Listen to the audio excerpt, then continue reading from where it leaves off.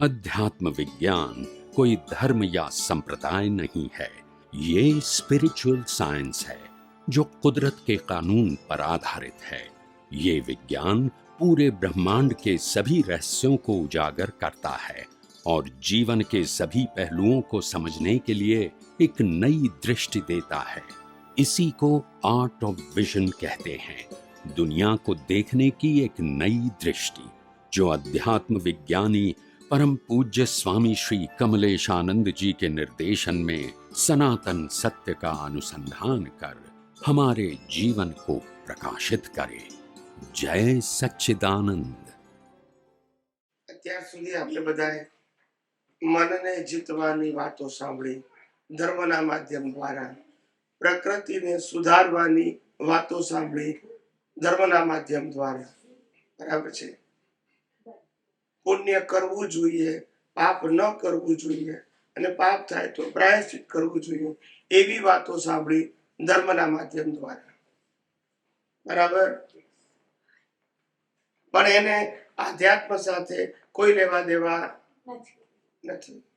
આધ્યાત્મમાં આત્માનો અનુભવ કરવાનો છે, એમાં શરીરનો સબ્જેક્ટ ના આવવો જોઈએ। શું ના આવવો જોઈએ? શરીર બને છે, સબ્જેક્ટ ના આવવો જોઈએ।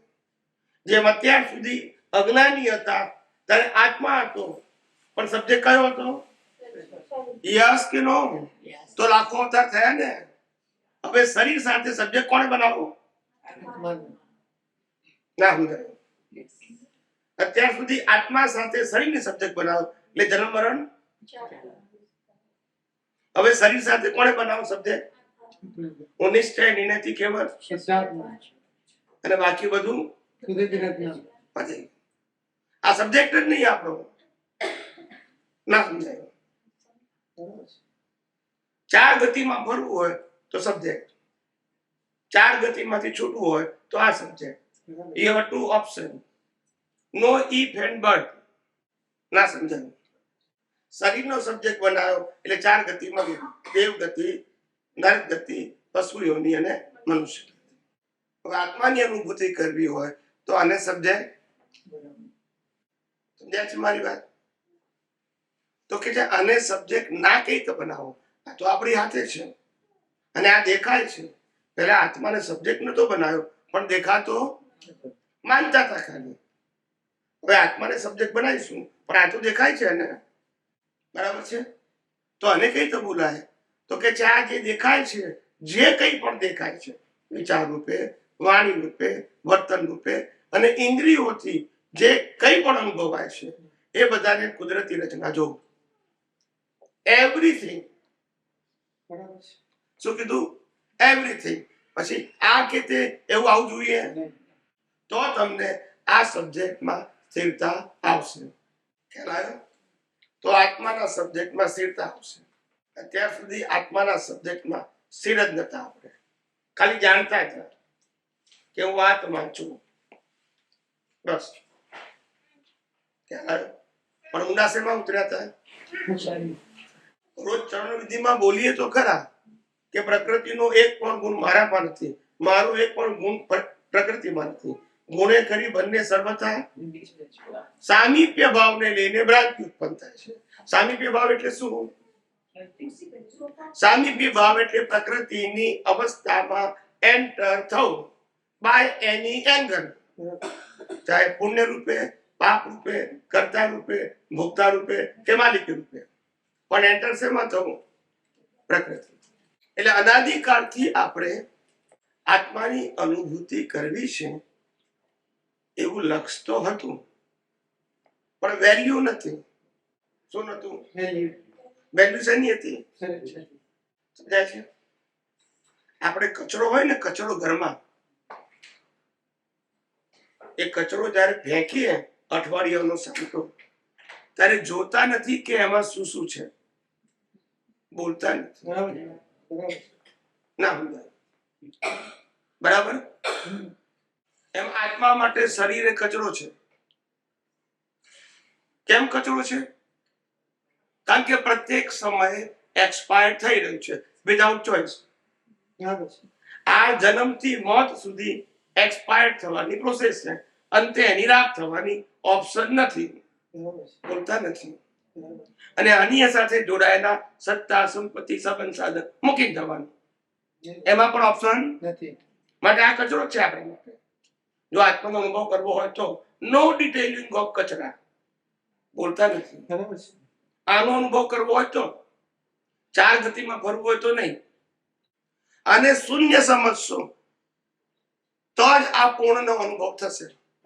આની વેલ્યુ કરશો ત્યાં સુધી અનુભવ આનો નહીં થાય. Choose anyone, no duality. Either you want to realize the pure soul or good life, choose anyone. બરાબર છે. Can I?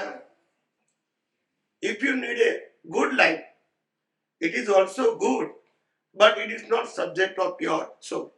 It is a cycle of reincarnation. આપણે નક્કી કરવાનું છે કે મારે આત્માની અનુભૂતિ કરવી છે કે પ્રકૃતિની.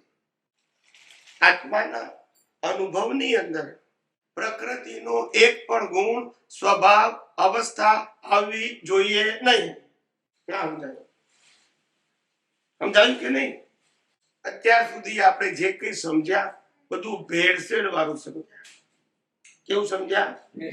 ભેળસેળ. હું આત્મા છું અને હું ક્રિયા કરું છું, બોલતા નથી. શું કીધું? હું આત્મા છું ને ક્રિયા પણ ખ્યાલ આવ્યો, અને ક્રિયા કરું છું એનો જવાબદાર પણ છું. ખ્યાલ આવ્યો? કોઈ લેવા દેવા છે? એટલે આધ્યાત્મનો માર્ગ એ સેપરેશનનો માર્ગ છે. શેનો માર્ગ છે? આધ્યાત્મનો માર્ગ એ અનુભૂતિનો માર્ગ છે. આધ્યાત્મનો માર્ગ પ્રાપ્તિનો માર્ગ નથી. જે પ્રાપ્ત કરો છો એ મૂકીને જવાનું છે, અને આત્મા પ્રાપ્ત નથી કરવાનો છે અને અનુભવવાનું છે, બોલતા નથી. આ દુનિયામાં જે વસ્તુ પ્રાપ્ત થાય ઇન્ક્લુડિંગ બોડી એ બધું મૂકીને જવાનું. માટે પ્રાપ્ત કરવાનું આત્મા એ નહીં બોલવાનું છે. એનું શું કરવું? ના, દુનિયામાં જે પ્રાપ્ત થશે એ જતું રહેશે. ખ્યાલ આવ્યો? દાદા ભગવાને કહ્યું અમે આપેલું જ્ઞાન પણ ઉડી જતા વાત નહીં લાગે, અનુભવ નહીં કરો તો, કારણ કે આપેલું છે, તમારું નથી. તીર્થંકરની સભામાં બેસીને આવ્યા છે ત્યારે જ્ઞાન મળ્યું હશે, પણ આપેલું હતું ને, અનુભવ્યું નતું. તો કેવી રીતે સાથે આવે? ના. યસ કે નો? યસ. અને અનુભવ ત્યારે થાય કે આત્મા સિવાયની બધી વસ્તુની વેલ્યુ ઝીરો. વેલ્યુ કરો એટલે ઇન્ટરેસ્ટ છે. તો કઈ રીતે ઇન્ટરેસ્ટ આવે? વિચાર કરો. સમજાય કે નહીં? આપણે જ વેલ્યુ કરીએ છીએ અજ્ઞાનતાથી, અને માર્ગ પછી આપણે જ કહીએ છીએ. એક તો શરીર કુદરતનું, કરેક્ટ? શરીર કુદરતનું, હવા, પાણી, ખોરાક કુદરતના, પંચ મહાભૂત કુદરતના, બરાબર. અને છેલ્લે રાગ બને એ પણ કુદરત પાસે, અને સત્તા, સંપત્તિ, સંબંધ, સાધન મળે એ પણ પ્રકૃતિને. યસ કે નો? યસ. આત્માને શું મળે છે? કઈ નહીં. શરીર તો કર્મ ભોગવવાનું સાધન છે. બરાબર છે. આત્માને શું લેવા દેવા? કઈ નહીં. પણ આપણે એમાં ઊંડા ઉતરી જઈએ છીએ. તમારે શું મેળવવું છે, ધેટ ઇઝ ઇમ્પોર્ટન્ટ થિંગ. તો તમારું એક જ ફોકસ હોવું જોઈએ. ઘણાને એમ થાય કે ભાઈ આપણે આ વ્યવહાર જીવનમાં, બિઝનેસ કે નોકરીના જીવનમાં કે સોશિયલ લાઈફમાં ધ્યાન નહીં આપીએ તો કેવી રીતે ચાલશે? એવું લાગે ખરું, એવું લાગે, પણ ખબર નથી કે આ શ્વાસ પણ પોતાની મરજીથી ચાલતો નથી. બોલતા નથી. બરાબર છે. જો તમારી મરજીથી ચાલતો હોય ને તો તમે ઊંઘી ના શકો, લાગવું જ પડે. બરાબર છે. ઊંઘ્યા પછી કોણ લેશે? બોલતા નથી. યસ કે નો? યસ. ઊંઘ્યા પછી કોણ જો શ્વાસ લે છે? તો જે ઊંઘમાં શ્વાસ લે છે એ જ જાગતા શ્વાસ લે છે, અને શ્વાસ ચાલે છે માટે જ મન વચન કાયા ચાલે છે. યસ કે નો? યસ. એ જ તો પેટ્રોલ છે, બોલતા નથી.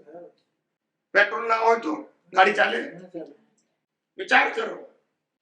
પહેલું પેટ્રોલ જોઈએ, પછી બીજું બધું ચાલે, પણ પેટ્રોલ જ ના હોય તો? શ્વાસોશ્વાસ એ શરીરનું પેટ્રોલ છે, એ બંધ થઈ જાય એટલે ગાડી. એટલે અનાદિકાળથી આવું થાય છે, આપણે ખબર નથી પડતી.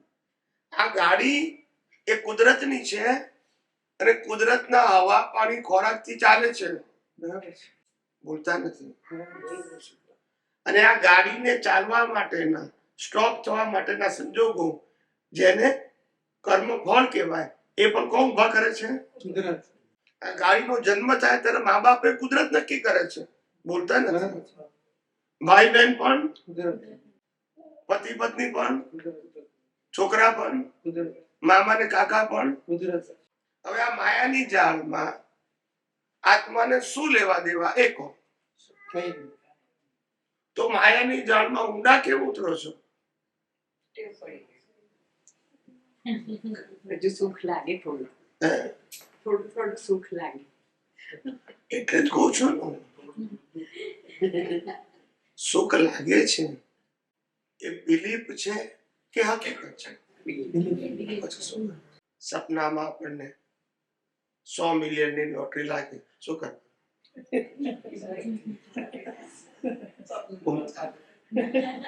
રાગદેશના સપને લીધે એવું ના અજ્ઞાનતા.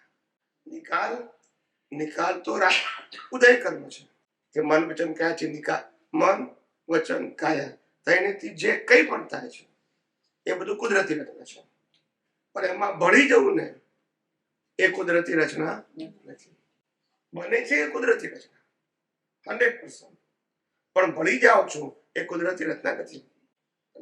ભળી જાઓ તે કારણ કે જળ ને ચેતન સ્વભાવે જુદા છે, બરાબર છે. પરને પોતાના ગુણો એ વારે ઘડીએ આપણે પરના ગુણોમાં બેસી જઈએ છીએ. શું કરીએ છીએ? પરના ગુણ ખરા, પણ આપણે એમાં ઇન્વોલ્વ થવાની ક્યાં જરૂર છે? ટાઇટલ નડે છે. શું નડે છે? મારી પ્રકૃતિ. શું નડે છે? આ દુનિયાની બધી પ્રકૃતિનો માલિક કોણ છે? કુદરત. તો પછી મારી ક્યાં? બોલતા નથી. આ બધી પ્રકૃતિનો માલિક કોણ છે? કુદરત. આપી છે કોણે? ચલાવે છે કોણ? કુદરત. અંત કોણ લાવશે? કુદરત. અને રાગ ક્યાં રહેશે? પછી મારી કેમ બોલો છો? મારી કેમ માનો છો? વ્યવહારથી બોલવાનો વાંધો નથી, પણ માનો છો કેમ? માનવું તે બિલીફ છે, બોલવું તે ઉદય કર્મ છે. બરાબર છે. માને છે એ ભ્રાંતિ છે. સંસાર અઘરો નથી, મોક્ષે અઘરો નથી. બંનેને છૂટા જોતા આવડે તો. સંસાર અઘરો નથી. કેમ અઘરો નથી? કારણ કે કર્મ ભોગવવા માટે શરીરે કુદરત આપે, સંજોગો કુદરત આપે, અને સંજોગો ની બિગિનિંગ અને એન્ડ પણ કુદરત કરે. જન્મ જીવન મૃત્યુ પણ કુદરત આપે. આપણને શેનું ટેન્શન? બોલતા નથી. શેનું ટેન્શન? તમારે કઈ કરવાનું હોય તો ટેન્શન હોય. આ નથી સમજાતું. વારે ઘડીએ પ્રકૃતિમાં ઇન્વોલ્વ થવાની, એટેચ થવાની, એન્ટર થવાની ટેવ પડી ગઈ છે. વારે ઘડીએ બી આવો સંજોગ આવ્યો એટલે અમારે વિચારવું તો પડે ને. પણ સંજોગ પ્રકૃતિને આવ્યો કે આત્માને આવ્યો? પ્રકૃતિના એટલે વિચારવાનો હોય તો ને. પછી તમે કોણ છો? કુદરતમાં. તો તમે આત્માજીને કેમ કે છો કે મારે સંજોગ આવે એમ? બોલતા નથી. ચંદુલાલ ને આવે કે આત્માને આવે? કુદરત. તો ચંદુલાલ ને કુદરત ચલાવે છે કે તમે ચલાવો છો? કુદરત. વિચાર કરો. આ જ ભૂલ થાય છે. ભૂલ ક્રિયાની નથી, વાણીની નથી, વર્તનની નથી, ભૂલ દ્રષ્ટિની છે. અને જેવી દ્રષ્ટિ એવી સૃષ્ટિ. you have to change and correct your vision, not change your prakriti.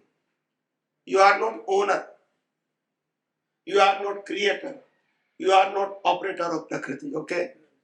આ તારું સ્ટેટસ છે જ નહીં. માની બેઠો છે. શું છે? માની બેઠો છે. એ માની બેઠો છે. ભૂલ માનેલામાં છે. શેમાં છે? સમજાય છે? અનાદિકાળથી આવું થયેલું છે, અને આ કળિયુગમાં મજબૂત થયું. શું થયું? વિચાર કરો. કુદરતનો કાનૂન કે છે આ દુનિયામાં સુખ દુઃખ જેવી કોઈ વસ્તુ જ નથી. બરાબર છે. સુખે નથી અને તું કઈ નહીં. સમજાય છે? સુખ અને દુઃખ બે વસ્તુ નથી, ભોગવટો છે. શું છે? ભોગવટ. કર્મનું ફળ છે. પણ સુખ દુઃખ નથી, એ તો તમારી કલ્પના છે. શું છે? કલ્પના છે, માન્યતા. હા. કેટલાકને પરણવા ના મળે એટલે દુઃખી હોય, અને મોટા ભાગને પરણ્યા પછી દુઃખી હોય. બંનેની બિલીફ બોલતા નથી. કેટલાકને છોકરા ના હોય એટલે દુઃખી હોય, ને કેટલાકને હોય એટલે દુઃખી હોય. બંનેની બિલીફ. આમાં સનાતન સત્ય શું છે? માન્યતા. ને જગત આ રોંગ બિલીફમાં ફસાયું છે. Wrong into inverted comma relative બિલીફમાં. Relative is always temporary and it is create, operate and destroy by law of nature. Everything. માણસ પોતાની મરજીથી એક શ્વાસ લઈ શકે એમ નથી. બરાબર છે. એક શ્વાસ. પણ અહમ કેટલું કરે છે? હું કંઈક છું, હું કંઈક છું, હું કંઈક છું એવું માનનારાથી સ્મશાન ગ્રહો ઉભરાય છે, બોલતા નથી. હું કંઈક છું, મારા વગર નહીં ચાલે, મારા વગર નહીં ચાલે. એનાથી ગામડે ગામડે ખાંભીઓ લગાઈ છે. ખાંભી ખબર છે ને? તારે ખબર પડવી જોઈએ આપણને. આત્મા સિવાય હું કશું જ નથી. I am nothing except pure soul. Everything is create, operate and destroyed by law of nature. I am always observer. Always. I am not doer, I am not owner, and I am not sufferer. Doer એ પ્રકૃતિ, honour એ પ્રકૃતિ, સફરર એ પ્રકૃતિ. અને પ્રકૃતિનો એક પણ ગુણ બરાબર. વાત ટેલી થાય છે કે નથી? યસ. થાય છે કે નહીં? યસ. કેટલું કન્ફ્યુઝન. સીધો સાદો માર્ગ છે. આત્મા સિવાય બધું કુદરતનું હતું, છે અને રહેશે. અને કુદરતે તમને આપ્યું છે only for suffering of your previous birth cause. That's it. અને cause પતી જાય એટલે લાઈફ નથી. પૂરી. પણ તમે તો તેના તે જ. આત્માને લાઈફ હોતી નથી. નથી. You are permanent and body and circumstances are given by the law of nature for suffering of your program. Of course, after finish the program, there is nothing except your pure soul. બરાબર છે. શા માટે તમે value કરો છો? ખ્યાલ આવ્યો? આ સમજાતું જ નથી લોકોને. એટલી બધી માયાની જાળમાં ફસાયા છે. વ્યૂ પોઈન્ટ નથી. શેનાથી? View point. આપણે કોઈ જગ્યાએ બીજી જગ્યાએ જઈએ મહાત્મા તરીકે, અને કોઈ રામને ભજે, કોઈ કૃષ્ણને ભજે, કોઈ મહાવીરને ભજે, કોઈ શિવને ભજે, કોઈ સ્વામિનારાયણને ભજે, મૂર્તિ કે ફૂટાને, તો આપણે કહીએ ક્રમિક માર્ગ છે. પણ આપણે કહીએ આપણે બતાવ તો અક્રમ માર્ગ કહેવાય. બોલતા નથી. વિજ્ઞાન આવું હોય ને, જો હવે હશે છે, એકના માટે ક્રમિક, એકના માટે અક્રમ. Same principle you follow, you also follow the ફોટા એન્ડ મૂર્તિ એઝ અ ગોડ. એ લોકો એમ માને છે. તો અક્રમ ક્યાં આવ્યું? વિજ્ઞાન ક્યાં આવ્યું? બતાવો. વિજ્ઞાન બોલતા નથી. ખ્યાલ આવે છે? પ્રકૃતિનો ધર્મ છે એ બજાવે છે. એને આત્માના પુરુષાર્થ સાથે કોઈ લેવા દેવા નથી. પ્રકૃતિ બધાનો ધર્મ બજાવે. ગમે તેને ભગવાન માને, ગમે તેને ગુરુ માને, એ એનો પ્રશ્ન છે. એ આપણો પ્રશ્ન. આપણે એમાં કુદરતી રચના જોઈએ બસ. એ જોવું. તો પછી વિજ્ઞાન જોયું કેવું? હા, પણ આપણે જોતા નથી ને. આપણે કે આવું તો કરવું પડે, બિલીફ સાથે કરીએ છીએ.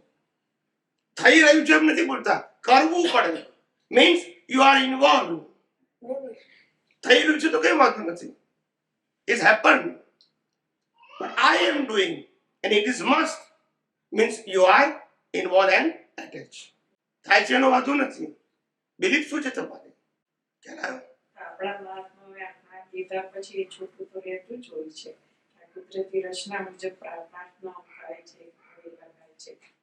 કુદરતી રચના તો પહેલા કોઈ બોલતું જ નતું. એ તમને બધાને ખબર છે. અહીંયા બેઠલા બધાને. અહીંયા પછીની વાત કરું છું. બધા મહાત્મા કે જે આ માણસ આપણે છે, અહીંયા આવે સાંભળે. હા, એટલે આ બધા મહાત્મા બોલ્યા છે. જે સત્સંગ જે સાંભળે છે ને જે તમારા ટચમાં છે તેની વાત. એટલે પણ છતાં પણ એ ટચમાં છે, એ લોકોની પણ હજુ ઘણા ઘણા એંગલમાં ભૂલ થઈ જાય છે. બરાબર છે. એટલે મારું કામ ક્લેરિટી કરવાનું છે કે કોઈ પણ વ્યૂ પોઈન્ટ થી રિલેટિવ સત્યના પ્રભાવમાં કેમ આવો છો. That is my question. Relative સંજોગ છે એનો વાંધો નથી. પ્રભાવમાં કેમ આવો છો. જોઈએ છે કે જે આ discharge છે કુદરતી રચના મુજબ સંજોગો આવે છે બરાબર?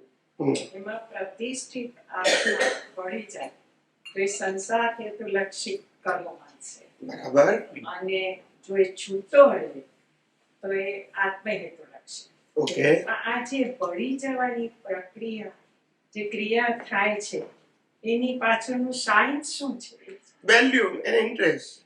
બસ એ જ. બીજું શું હોય? બુદ્ધિનો પ્રભાવ. ના, બુદ્ધિ તો સામાન્ય વસ્તુ છે બેકઅપમાં, પણ વેલ્યુ અને ઇન્ટરેસ્ટ એ સિવાય બીજું કંઈ નહીં. કેવી રીતે બીજો હોય? એટલે મારે આગળ જાણવા આટલું જ વેલ્યુ એન્ડ ઇન્ટરેસ્ટ. વગર વેલ્યુ ઇન્ટરેસ્ટ ના. વગર વેલ્યુ ઇન્ટરેસ્ટ ના તો ખ્યાલ આવી જ ગયો. પહેલા. અને વેલ્યુ અને ઇન્ટરેસ્ટ રિલેટિવ સત્યની છે તો સનાતન સત્ય નહીં સમજાય. That's it. પુણ્ય અને પાપ થશે. બરાબર છે. એમાં આપણું નાયક નથી. આજે મારે ત્રણ પ્રકારની કેટેગરી ની માણસની દ્રષ્ટિ છે. કેટેગરી એક પહેલી દ્રષ્ટિ આર્ટ્સની છે, બીજી કોમર્સની અને ત્રીજી સાયન્સની છે. આર્ટ્સ એટલે વેરાયટીઝ ઓફ પ્રકૃતિ, કોમર્સ એટલે ડ્યુઆલિટી, પાપ એન્ડ પુણ્ય, જન્મ અને મૃત્યુ, good and bad, like and dislike, મેળવવાનું ને ગુમાવવું, એ કોમર્સ છે. દ્વંદ્વ. પેલું આર્ટ્સ એટલે વેરાયટીઝ, કોમર્સ એટલે ડ્યુઆલિટી, પ્રોફિટ એન્ડ લોસ, અને સાયન્સ એટલે સેપરેશન. નાઉ વી ડિસાઇડેડ કે આપણે વેલ્યુ અને ઇન્ટરેસ્ટ આર્ટ્સની કોમર્સની કરવી, કારણ કે છે તો ખરું જ, પણ વેલ્યુ એની કરવી કે સાયન્સની કરવી, ચૂઝ એની વન. ત્રણે વસ્તુ તમારી લાઈફમાં છે. આર્ટ્સે છે, કોમર્સે છે, અને હવે સાયન્સ પણ છે. હવે આ ત્રણમાંથી તમારે વેલ્યુ કોની કરવાની એ તમારે નક્કી કરવાનું. બરાબર. અને સાયન્સની વેલ્યુ કરશો તો આર્ટ્સ અને કોમર્સ એ કુદરતી રીતના છે, બરાબર છે. ને સાયન્સ ભૂલી જશો તો આર્ટ્સ અને કોમર્સ એ પુરુષાર્થ છે. તમે આર્ટ્સ એટલે પહેલી વાર લાગે. હા. કોમર્સ અને કોમર્સ આર્ટ્સ એટલે વેરાયટીઝ ઓફ પ્રકૃતિ. કોઈ doctor, chartered account, lawyer, engineer, artist, કલાકાર, ગમે તે આ બધી વેરાયટી છે ને, એ બધું આર્ટ્સ કહેવાય. આની તો આર્ટ્સ કહેવાય ને. સારો ડોક્ટર છે, એન્જિનિયર છે, લોયર છે, એ બધું આર્ટ્સમાં ગયું. એક્સરસાઇઝ. કોમર્સમાં બ્રેન આવી, બુદ્ધિ, profit and loss, duality, all kind of duality, એ કોમર્સમાં જાય. અને સાયન્સમાં લો ઓફ નેચર, એમાં ડ્યુઆલિટી, સેપરેશન. પ્રકૃતિમાં આર્ટ્સ બોલે એટલે આર્ટ્સ ઓફ લાઈફ. હા, તમારું આર્ટ્સ ઓફ વિઝન છે સાયન્સ એટલે. Arts of vision. Arts of, આપણે શું કીધું કે આ આર્ટ્સ ઓફ વિઝન એટલે આ દુનિયાને, શરીરને, અવસ્થાઓને જોવાની દ્રષ્ટિ. બદલવાની, ફેરવવાની, સુધારવાની નહીં, જોવાની દ્રષ્ટિ. Spiritual science is a art of vision. એમાં થોટ, સ્પીચ, એક્શન આવે નહીં. જે કંઈ જોઈએ સંજોગો આવે એને ખાલી જોયા કરીએ ને જો જાણ્યા કરીએ તેની મેં પસાર થઈ જાય તો એ ખરી જ પડે. ખરેખર ને. પણ જોવાનું એઝ અ કુદરતી કુદરતી રચના રચના મુજબ and as a I am a pure. એ જ રીતે જોવાનું. પણ એ રીતે જોતા જોતા દરેક સંજોગો ઓટોમેટિક ખરી જ જાય. કારણ કે જુએ છે તો બધા, પોતાના સંજોગ બધા જુએ છે, જોઈએ આ- પણ દ્રષ્ટિ આ દ્રષ્ટિથી કિંમત કોની છે? આંખથી જોઈએ અને અંતરચક્ષુથી જોઈએ એમાં ડિફરન્ટ તો ખરું છે. અંતરચક્ષુ નહીં બોલવાનું, વિજ્ઞાન જ્ઞાન ચક્ષુ. વિજ્ઞાન દ્રષ્ટિથી જોઈએ. જ્ઞાન ચક્ષુ બોલવાનું. આ આંખીથી દેખાય છે ને એ અંતરચક્ષુ છે, એટલે જ્ઞાન ચક્ષુ ને દ્રષ્ટિ કહેવાય. આંખોથી જે કહેતા ને કે આ મારા ફાધર છે એ અંતરચક્ષુ છે. કયું બિલીફ લઈને આવ્યો છે. ઓકે ને જ્ઞાન ચક્ષુ એટલે યોર લાઈફ વિઝન. આજે ખ્યાલ આવે. તમે બોલો તો પછી કરેક્શન કરો. ત્યારે જે આપણે બધું ફોલો કરીએ છીએ એ આપણે લઈને આવેલા અંતરચક્ષુથી બધું જોઈએ છે, સમજીએ છીએ, માનીએ છીએ. ખ્યાલ આવ્યો? અંતરચક્ષુ એટલે કયા? અંદર લઈને આવ્યા છે તે. આંખો નહીં, આંખો ચક્ષુ નથી. આંખો દ્રશ્ય બતાવે છે, પણ દ્રશ્યને આઈડેન્ટિફાઈ કોણ કરે છે? આપણું ડિસ્ચાર્જ અંતસ્કરણ. હવે જ્ઞાન ચક્ષુ અને વિજ્ઞાન ચક્ષુમાં શું ફેર? જ્ઞાન ચક્ષુ અને વિજ્ઞાન ચક્ષુ એક જ છે. એક જ છે ને? જ્ઞાન ઉપયોગ કરો તો વિજ્ઞાન છે, ઉપયોગ ના કરો તો જ્ઞાન છે. જ્ઞાન is a matter of knowledge or information, but when you utilize and feel the separation is to be called a science. અનુભૂતિ કરો તો વિજ્ઞાન છે, નહીં તો જ્ઞાન છે. એક્સપિરિયન્સ એટલે કીધું. તો પછી એટલે જ્ઞાની પુરુષ દાદા ભગવાને પણ કહ્યું, શબ્દ જ્ઞાનથી નિવેડો નથી. અનુભવ જ્ઞાનથી છે. તો સ્વભાવ ગુણોની જો અનુભૂતિ કરવી હોય તો એ કેવા પ્રકાર, કેવી રીતે કરવી? એ તો પ્રેક્ટિકલ, હા, ખાલી અમને ચેન્ટિંગ થી ના થાય. ના કુદરતી રચના જોઈએ દરેક સંજોગોમાં અને ના. કુદરતી રચના જોવું હવે હું અનંત એ તો અલ્ટિમેટ વિઝન છે. હું અનંત જ્ઞાન વાળો છું તો એ ગુણ કરવાનો આત્મા. હમ. એને કેવી રીતે અનુભવો એ સમજાય. હવે અનંત જ્ઞાન એટલે શું એને આપણે પહેલા સમજીએ, પછી ખબર પડે કે અનંત જ્ઞાન કઈ રીતે જોવું. યસ. અનંત જ્ઞાન એટલે દુનિયાના બધા જ પ્રકારના જ્ઞાનનો સરવાળો નહીં. આ પેલું મગજમાંથી કાઢી નાખો. ઓકે. આ દુનિયાના તમામ પ્રકારના જ્ઞાનને હું છૂટો રહીને જોઈ શકું એવું અનંત જ્ઞાન. મને એ રિલેટિવ જ્ઞાન સહેજે અસર કરે નહીં એવું હું અનંત જ્ઞાન માનું છું. It is not total but separate. Quality. મને અસર જ ના કરે એવું જ્ઞાન, એ અનંત જ્ઞાન.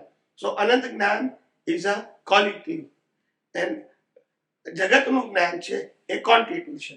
પણ ક્વોન્ટિટી વાળું જ્ઞાન ક્વોલિટી વાળા જ્ઞાનને અસર કરે તો એ તમારી વીકનેસ, ને અસર ના કરે તો એ તમારું સેપરેશન. અરીસાનું example. હમ. અરીસાનું example. હા. એટલે અરીસો હોય અને કેમેરો હોય તો કેમેરામાં તમે ફોટા પાડો એ ક્વોન્ટિટી કહેવાય, ને અરીસામાં પિક્ચર પડે એને ક્વોલિટી કહેવાય. Quantity you never count it. સમજાયું? એટલે આત્મા અરીસા જેવો છે એવું પણ જ્ઞાનીએ કહ્યું છે. Best example. હે? આત્માનું બેસ્ટ એક્ઝામ્પલ. અરીસા. બેસ્ટ. પછી અનંત દર્શન વિશે જરા બધામાં સેમ. છે. બધા જ અનંત દર્શન એટલે અવસ્થાનું. શું કહેવાય? અવસ્થાનું. આ બધી અવસ્થાનું જે જ્ઞાન છે એ જ્ઞાન ની સામે હું અનંત દર્શન વાળો છું. એટલે આ બધા જ અવસ્થાના જ્ઞાનથી કેવો રહું છું? મુક્ત. એ અનંત દર્શન, એ અનંત જ્ઞાન. અનંત શક્તિ એટલે દુનિયાની તમામ રિલેટિવ શક્તિઓથી મુક્ત એવી મારી અનંત શક્તિ. છે જ. અને અનંત સુખ દુનિયાના તમામ પ્રકારના ઇન્દ્રિયો વાળા સુખથી મુક્ત એવો હું અનંત સુખ વાળો છું. હવે કોઈ આપણને માણસ પૂછે, ઇન્ટેલિજન્ટ માણસ, કે ચલો આ બહારનું સુખ તો આપણને ભલે ટેમ્પરરી છે પણ એ તો આપણને દેખાય છે અને ફીલ થાય છે, પણ તમારું અનંત જ્ઞાન કઈ રીતે ફીલ થાય છે? અનંત સુખ કઈ રીતે ફીલ સમજવું? અમારે અનંત દર્શન કઈ રીતે સમજવું? તો શું જવાબ આપશો? Presence of soul. આત્માની હાજરી. એટલે આત્મા છે તો આ વિનાશી સુખો છે, આ નથી તો એ પણ. So the soul power is a permanent, and with the presence of permanent, all the temporary circumstances come and go. But when we attach in our circumstances, we dissolve our real identity and lose our power, real power, enter in our relative power, and that way you create the new cause. સમજાય છે? આત્માની અનંત શક્તિ છે તો આ પ્રકૃતિ શક્તિનો અનુભવ થાય છે. આત્મા નીકળી જાય એક પણ વિનાય શક્તિનો અનુભવ નહીં થાય. બરાબર છે. એટલે વિનાશી શક્તિનો અનુભવ પણ એના કારણે છે, પણ એ હોવા છતાં અજ્ઞાન છે માટે અનુભવ છે. એ હોવા છતાં વિજ્ઞાન છે તો વિનાશી શક્તિનો અનુભવ નથી, આવે અને જાય. પણ કુદરતી પછી મારી શક્તિ બોલવાનું, મારી શક્તિ ક્યારે બોલો? when you attach, but when you detach, it is not your power, it is a power of prakriti and control and governed by the law of nature. શક્તિ બધા પાસે છે. શું કીધું? અનંત શક્તિ બધા પાસે છે, ઇક્વલ ક્વોલિટીઝ એન્ડ કેટેગરીની છે. જ્યારે પ્રાર્થના ફક્ત આપણે ઓપન કરવાની છે. ઓપન નો મતલબ રિયલાઇઝ, ઓપન નો મતલબ પ્રાપ્ત નહીં. Listen carefully.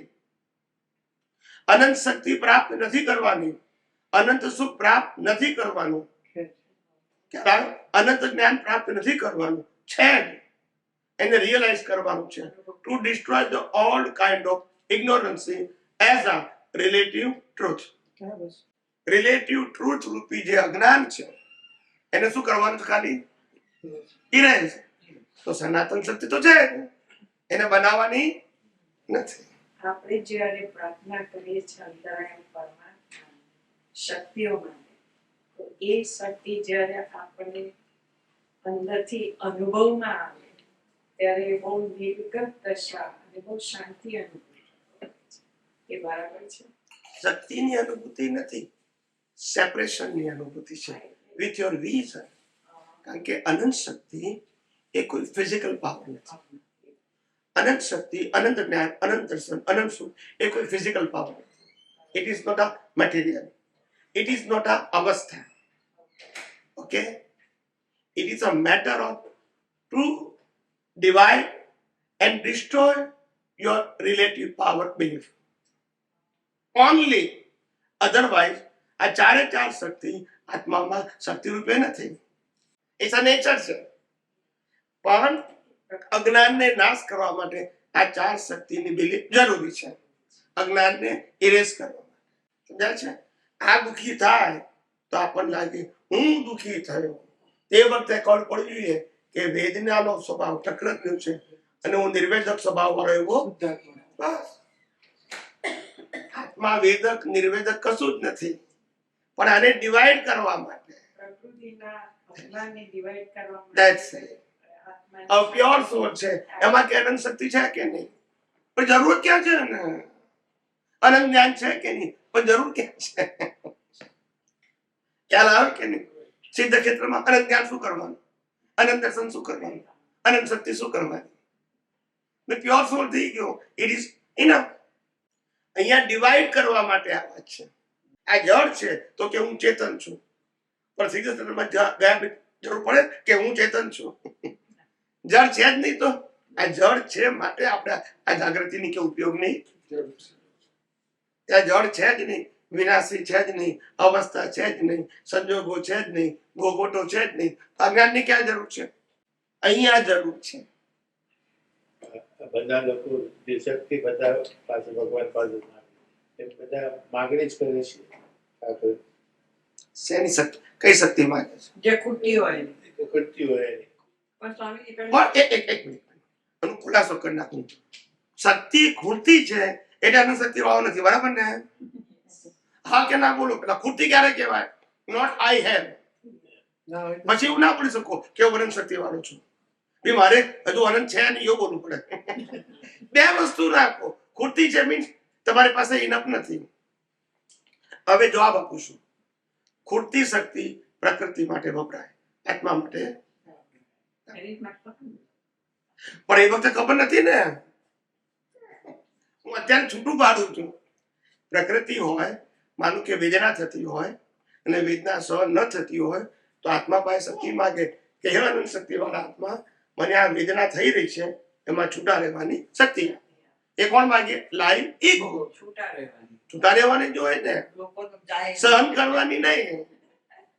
લોકો સહન કરે કોઈ જાય. એ ભગવાન, સમજો સહન કરવું એ અજ્ઞાન કહેવાય. એ નહીં કે તે પેસી જાય છે. પહેલા કે નહીં, છૂટા રહેવાનું છે. આખું when you see the whole world અને whole world નું જે મેનેજમેન્ટ છે AI, artificial intelligence, is auto mode. Tension શેનું છે એ જ ખબર નથી.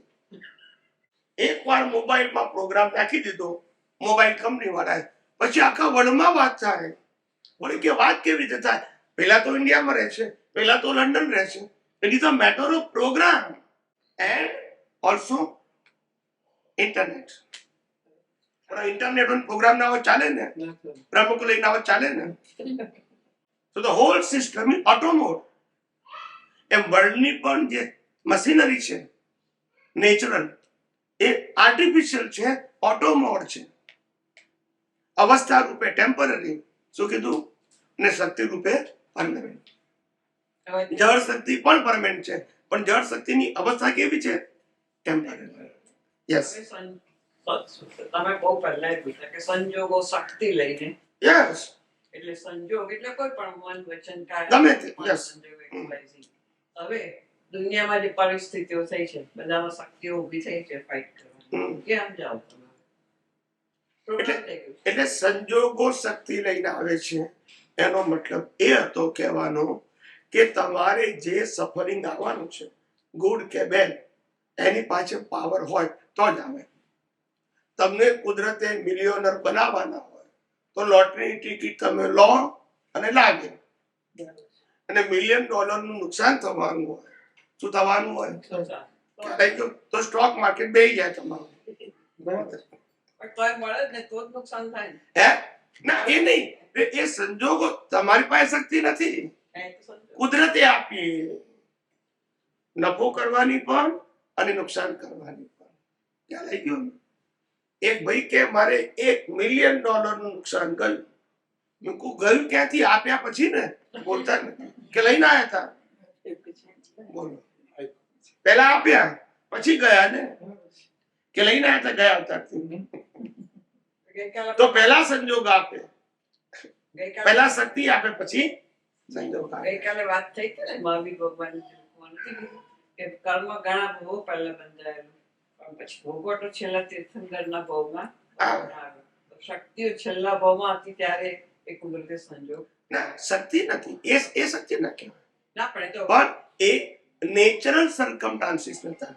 કારણ કે એ સંજોગ તો તીર્થંકરના ભાવમાં જ ભોગવાય. શું ભોગવાય?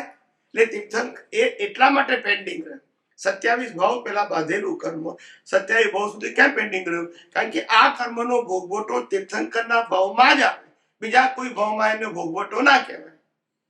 ગમે ત્યાં જન્મ થાય તો કેમ ઉદય કર્મ કહેવાય. ના પણ બીજા ભાવમાં કેમ ના આવે? ના કહેવાય ઉદય કર્મ ને. કોઈ જૈનના ઘેર, વૈષ્ણવ ઘેર જન્મે, બ્રાહ્મણના ઘેર જન્મે, મુસલમાનના ઘેર જન્મે, ક્રિશ્ચનના ઘેર જન્મે, એ કુદરતી રીતના કહેવાય. પણ તીર્થંકર નિયમથી ક્ષત્રિયને ત્યાં જન્મે છે અને બામણીના ત્યાં જન્મ્યા માટે એને ભોગવટો કહેવાય. It's a law of nature. એ નહીં પેલા બહુના કેમ થયા? એ હા તે એ ભોગવટમાં જતો ને શરીરનો દેહ. હા એ કહું છું કેટલાય ભાવ પહેલા બાંધેલું, પણ એ ભોગવવાના સંજોગો કુદરતે તીર્થંકરના ભાવમાં કેવટના થયા પછીથી આપ્યા. તો એ શક્તિઓ જતી ને કે જે એને જ્ઞાતા દ્રષ્ટા રૂપે પોતે છૂટો રહીને જોઈ શકે, તો એ સતત કુદરતે સંજોગ આપ્યો છે ને, જેનો પુરુષાર્થ હતો જ already. ઊંધી ગયો. પણ હંમેશા આજે શિશુ રેડાવાના જે સંજોગો આયા, એના પેલાના ભાવ તમે જુઓ તો દેવલોકમાં અને પશુ યોનિમાં હતા. એના આગળ એમને બાંધેલા, એટલે એ બાંધ્યા પછી મનુષ્ય બહુ પહેલો જ આવ્યો એમને. એટલે તમે કહો છો મનુષ્ય ભાવમાં બાંધેલું કરવા મનુષ્ય ભાવમાં જ ના. આવ્યા. તો પછી ગમે ત્યાં બંધાય, હા. પણ એનો ભોગવટો મનુષ્ય ભાવમાં મનુષ્ય સાથે હતો ને. તમે સમજ્યા નહીં? એનો ભોગવટો શું હતો? એટલે મનુષ્ય ભાવ આવે ત્યારે ભોગવટો થાય. પણ મનુષ્ય હતો પણ એ તો પશુમાં પણ મારીને ભોગવે. પશુને પણ મારી સમજા ફેરથી સમજા. આપણે લો ઓફ નેચર શું કહે છે કે કોઈ પણ મનુષ્ય ઓછામાં ઓછા એક ભાવના અને વધારે બધા 8 ભાવના કર્મ એક ભાવમાં બાંધી શકે. હવે માનો કે મેં 8 ભાવના કર્મ બાંધ્યા, એટલે મારો 8મો ભાવ મનુષ્યનો હોય, 7મો મનુષ્ય સિવાયના હોય, તો એમાં જે ભોગવટો આવે એ ફિક્સ છે. અને મનુષ્યમાં આવશે પાછો, એ પણ ફિક્સ થઈ ગયો, એટલે એ જ ભાવમાં આવે. ફિક્સ અહીંયા કરો ને 8 ભાવ, બરાબર છે. પણ ભોગવટો આ રીતે આવે ને. જે મનુષ્યમાં ભોગવટો આવવાનો છું તે જ પ્રમાણે આપશે. એ દેવલોકમાં આવે તો ત્યાં જ આવે, નરક લોકમાં તો ત્યાં જ આવે, પશુઓનીમાં તો ત્યાં જ આવે. પણ હું શું કહું છું, ભોગવટો બધામાં તો છે જ, મનુષ્યમાં પણ છે, પ્રકાર જુદા છે ને. પ્રકાર જુદા છે. હવે તો મનુષ્ય આ ભોગવટો પ્રાણીમાં પણ આવી શકે, આપણે દેવલોકમાં ના આવે. એ મારો કહેવાનો મતલબ એ છે. હું સમજી ગયો, પણ આ માનવ સાથે હિસાબ બનેલો છે. પેલો માનવ પ્રાણી સાથે બનેલો હોય. મનુષ્ય ભાવમાં પ્રાણી સાથેનો હિસાબ હોય તો પ્રાણી સાથે ઉકલે, પણ માણસ માણસ સાથે બાંધ્યો તો માણસ માણસ સાથે જ ઉકલે.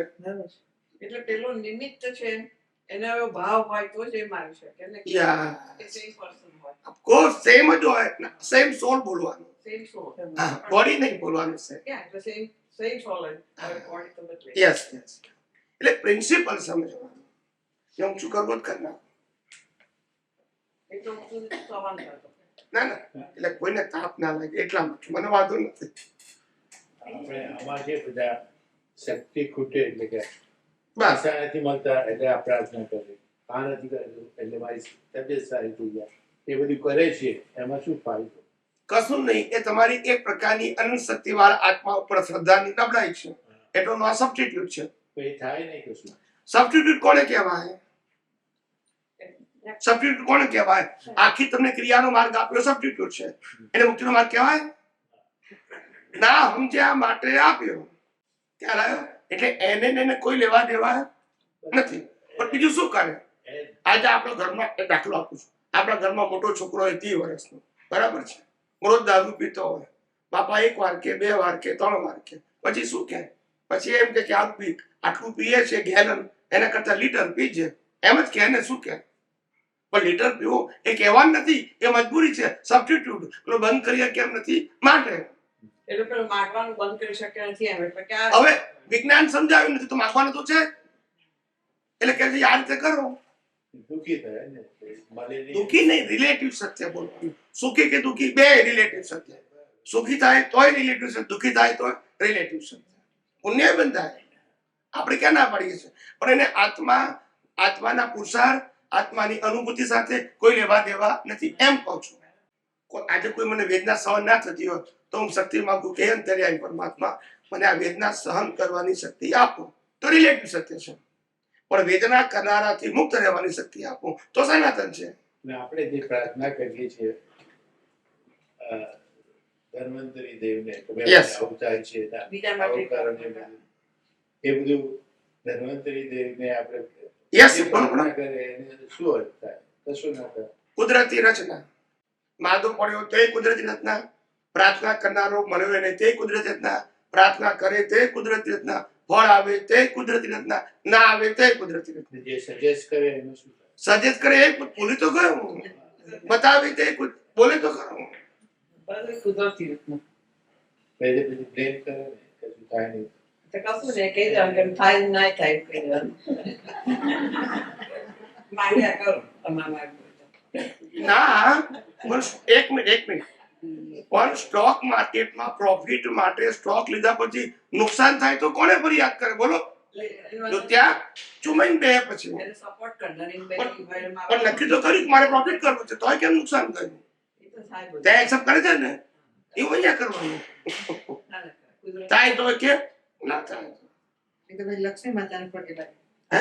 આરતી ઉતારે. લક્ષ્મી માતાને પગે લાગે કે હા લાગે તો કરે ને. પણ વાંધો શું છે? આપણે એને ખોટું નથી કહેતા, રિલેટિવ છે. કુદરતી રીતનું. ભલે ને માગી દીધું, એમાં શું કહીએ? ક્યારે હવે કોઈ મારી પાસે આવે કે સ્વામીજી મને લક્ષ્મીની તકલીફ છે, જ્ઞાન ચડતું નથી કે શારીરિક તકલીફ છે, તો હું કહું જ્ઞાન ના ચડે તો સરસ્વતીની ભક્તિ કર. ખ્યાલ આવ્યો? અને આ જગત ના સમજાય તો આપણે લક્ષ્મી ના હોય તો લક્ષ્મીની ભક્તિ કર, શારીરિક તકલીફ હોય તો ધન્વંતરીને પ્રાર્થના કર. ખ્યાલ આવી ગયો? પણ કોણ માંગે છે ને કોણ કરે છે એને આત્મા હાથે લેવા દેવા નથી. ને હું કહું છું એને આત્મા હાથે લેવા દેવા નથી. ના સમજાય? પણ એ મારી પાસે આવ્યો હોય ને હું ના જવાબ આપું તો પછી જ્યોતિષ પાસે જશે, ભૂત ભુવા પાસે જશે, બોલતા નથી. અને દાદા કઈ તો ઉકેલ આવશે ને. અને દાદા ભગવાન તો કે બીજી કઈ રીત. તો શું કરે? પણ શું કરે? એ ઉદયકર્મ છે ને ભાઈ, એને વિજ્ઞાન તરીકે નહીં છું કોઈ નથી. આ તો એને પ્રકૃતિને રિલીફ માટે છે, આત્માને કોઈ લેવા દેવા નથી, એનાથી સહન ના થાય. આજે મને કે સ્વામીજી મારે આવતીકાલે ઓપરેશન છે, મને પ્રાર્થના મારા માટે પ્રાર્થના કરજો અને પ્રાર્થના પછી વોઇસમાં મોકલી આપજો. એટલે હું મોકલી આપું એને સંતોષ થાય કે સ્વામીજીએ પ્રાર્થના કરી મોરલ સપોર્ટ અને મોકલાય. એટલે પછી એ રિપીટ કરે કે સાંભળે અને ઓપરેશન થઈ જાય એટલે કે સ્વામીજી બસ સરસ થઈ ગયું ઓપરેશન. એટલે એને શ્રદ્ધા બેસે. આમાં વિજ્ઞાન હાથે કોઈ લેવા દેવા નથી, આત્મા હાથે કોઈ લેવા દેવા નથી. આ બધું રિલેટિવ સત્ય છે અને કુદરતી રિલેટિવ સત્યથી બધાને ફેથ થાય અને ના ફેથ થાય. રિલેટિવ સત્યમાં આપણે સાયન્ટિસ્ટ તરીકે ઊંડા ઉતરવું નહીં. એ પ્રકૃતિની ભીખ છે, પૂરી થાય તોય કુદરતી ના થાય તોય એ જોવામાં મજા આવે. તો જોવાનું ખુશ, આ કરવા જાય છે એની ઉપાધિ છે. ખ્યાલ આવે ને? પેલો કે છે મેં એક અઠવાડિયું કીર્તન ભક્તિ કર્યું ફળ મળ્યું, પેલો કહે છે હું 6 મહિનાથી કર્યું તોય ના મળ્યું. બે કુદરતી રચના, તારો હિસાબ ના હોય તો કોઈ શું કરે નહીં. લોકોમાં કોમન સેન્સ કેવી નથી કે કોઈ પણ ક્રિયા કરવાથી અવસ્થા ફળ બદલાઈ જશે, એ ભ્રાંતિ છે. પણ ફળ બનવામાં એ ક્રિયા નિમિત્ત હોઈ બી શકે અને ના બી હોઈ શકે. જેમ મહેનત કરો તો સફળતા મળે ખરી અને ના મળે. એ સમજ નથી આવતી. તો પછી આજે છે ને શશિકાંતબેન જો ફૂલ ફોર્મમાં છે, આમ ઢળી કરજો પનમનન બધા કરજો, આન્સર આપ્યા જ કરે છે શશિકાંતબેન. આજે જવાનો ટાઈમ આવ્યો ને નથી એટલે ફૂલ ફોર્મમાં જાગૃતિ આપજો. પછી મેં કીધું કે આ જ કુદરતી રત્ન. હા એ કુદરતી ના. એટલે બહુ જ તમને કહું કે આ વિજ્ઞાન જેટલું સમજાશે ને એટલી મુક્તતાની અનુભૂતિ થશે. એરપોર્ટ પર ગયા હતા ને તો પ્લેન મોડા થયા, તો પછી જે બાબુ ચકી જાય શું જોવાનું તો કે આ જ કુદરતી રત્ન. એ આવ્યું કેમ નહીં તો કે કુદરતી પેલી કેમ નથી આવી, એ જ કુદરતી નથી મોકલી એને. સંજોગો ના હોય તો કેચવું પડે. અમારે લાસ વેગાસમાં પ્લેન ઉતરી ગયા એરપોર્ટ ઉપર, 3 કલાક પડવાનું હતું. તો ત્યાં તો બધા કસીનો છે, તો આ કીધે ફોટો પડાવી ગયા પડાવ. પછી મેં કીધું પણ તો ફોટો પાડશો એટલે આ તો બધા મશીન છે, બધા ગેમ રમવાના. તો મેં કીધું કે બધાને શું લાગે કે સ્વામીજી તો કસીનોમાં ગયા.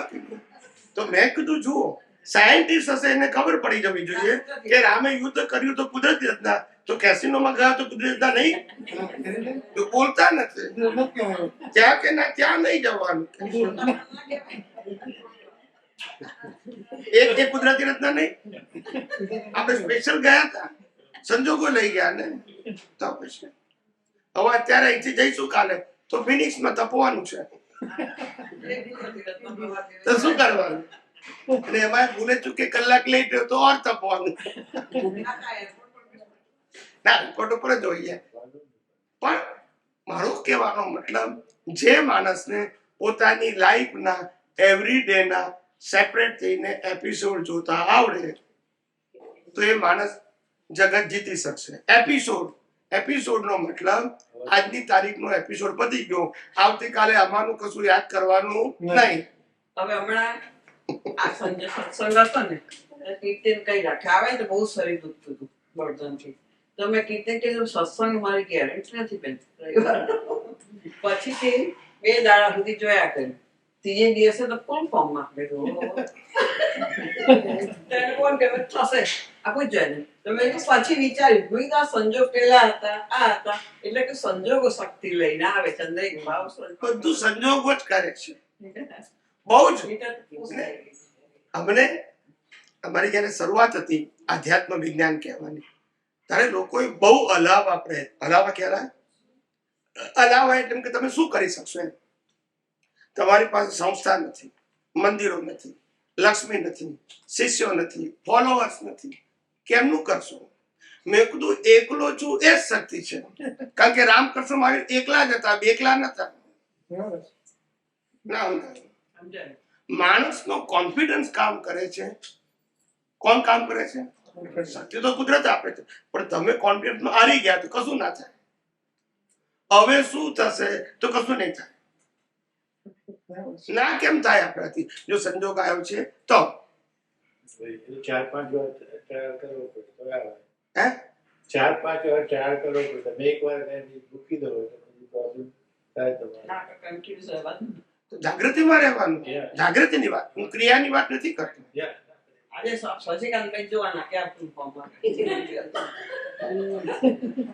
દિવસ લાગે? 10 વચન 10 એટલે તમને ખબર પડે એટલા બધા લોકોએ આમ હલાવી નાખે કે તમે એકલા શું કરશો. દુનિયામાં આટલા બધા ધર્મો, દાદા ભગવાનની 2 મોટી સંસ્થાઓ, જય સચ્ચિદાનંદ સંઘ ને અઢાદશ, એમાં વચ્ચે તમારે સેન્ડવિચ થઈ જશો. હા, આ વિજ્ઞાનનો પાવર એટલો બધો છે કે એક માણસ હોવા છતાં બંને સંસ્થાઓને યાદ કરવો પડે છે, પોઝિટિવ કે નેગેટિવ માટે. રાઈટ ઓર રોંગ કે તમારે અહીંયા નહીં જવાનું, યાદ કરીને વિથ અ નેમ. આટલા બધા ધર્મો છે, આટલા ધર્મગુરુ છે, અહીંયા કહેવામાં અહીંયા નહીં જવાનું, ત્યારે આ વિજ્ઞાનનો શું છે? પાવર છે. નહીં તો આટલા બધા સંતો ગમે ત્યાં જાય માણસ, પણ પાવર છે કે આ માણસ તાકાત દાદા ભગવાને કહેલું, જે નિરૂબેને કહેલું દીપકભાઈ. ખ્યાલ આવ્યો કે આ માણસ એવો છે. માણસ તો છોકરો કીધેલું કારણ કે નાનો હતો કે આ છોકરો એટલો પાવરફુલ છે કે તમે 20 વર્ષ સત્સંગ કરશો અને 1 કલાક કરશે ને બધા ફરી જશે. આવું એમને કીધેલું કોને? નિરૂબેનને. તો નિરૂબેન પેલા કેમ ચૂસે? કારણ કે હું 94 માં જયારે પહેલી વખત અહીંયા આગળ આવ્યો, આપણો ત્યારે કેમ કીધે કહું, 94 માં પહેલી વખત અહીંયા આગળ આવ્યો ત્યારે વાતાવરણ કેવું ઊભું થયું, જે 94 માં હશે એને ખબર છે. અહીંયા આવ્યો તો શૈલેષ હતો, તમે હતા. ના, પણ વાતાવરણ કેવું ઊભું થયું તો એની વાત કરો છો. ઓલ ધ પ્લેસીસમાં મેક્સિમમ સત્સંગ મેં કરેલા છે, ઓલ ધ સેન્ટર્સ. ઓકે. અને તે વખતે 1 મિનિટ, તે વખતે આખું વાતાવરણ એવું થયું. અમે પહેલી વખત હતા, ફર્સ્ટ ટ્રીપ ઇન USA 1994. તે વખતે એવું વાતાવરણ ઊભું થઈ ગયું, ખ્યાલ આવી ગયો કે બધાએ એક જ જગ્યાએ ગુરુ પૂર્ણિમા કરી. બીજી થઈ હતી પણ કેન્સલ થઈ. સાંભળો, નંબર 1.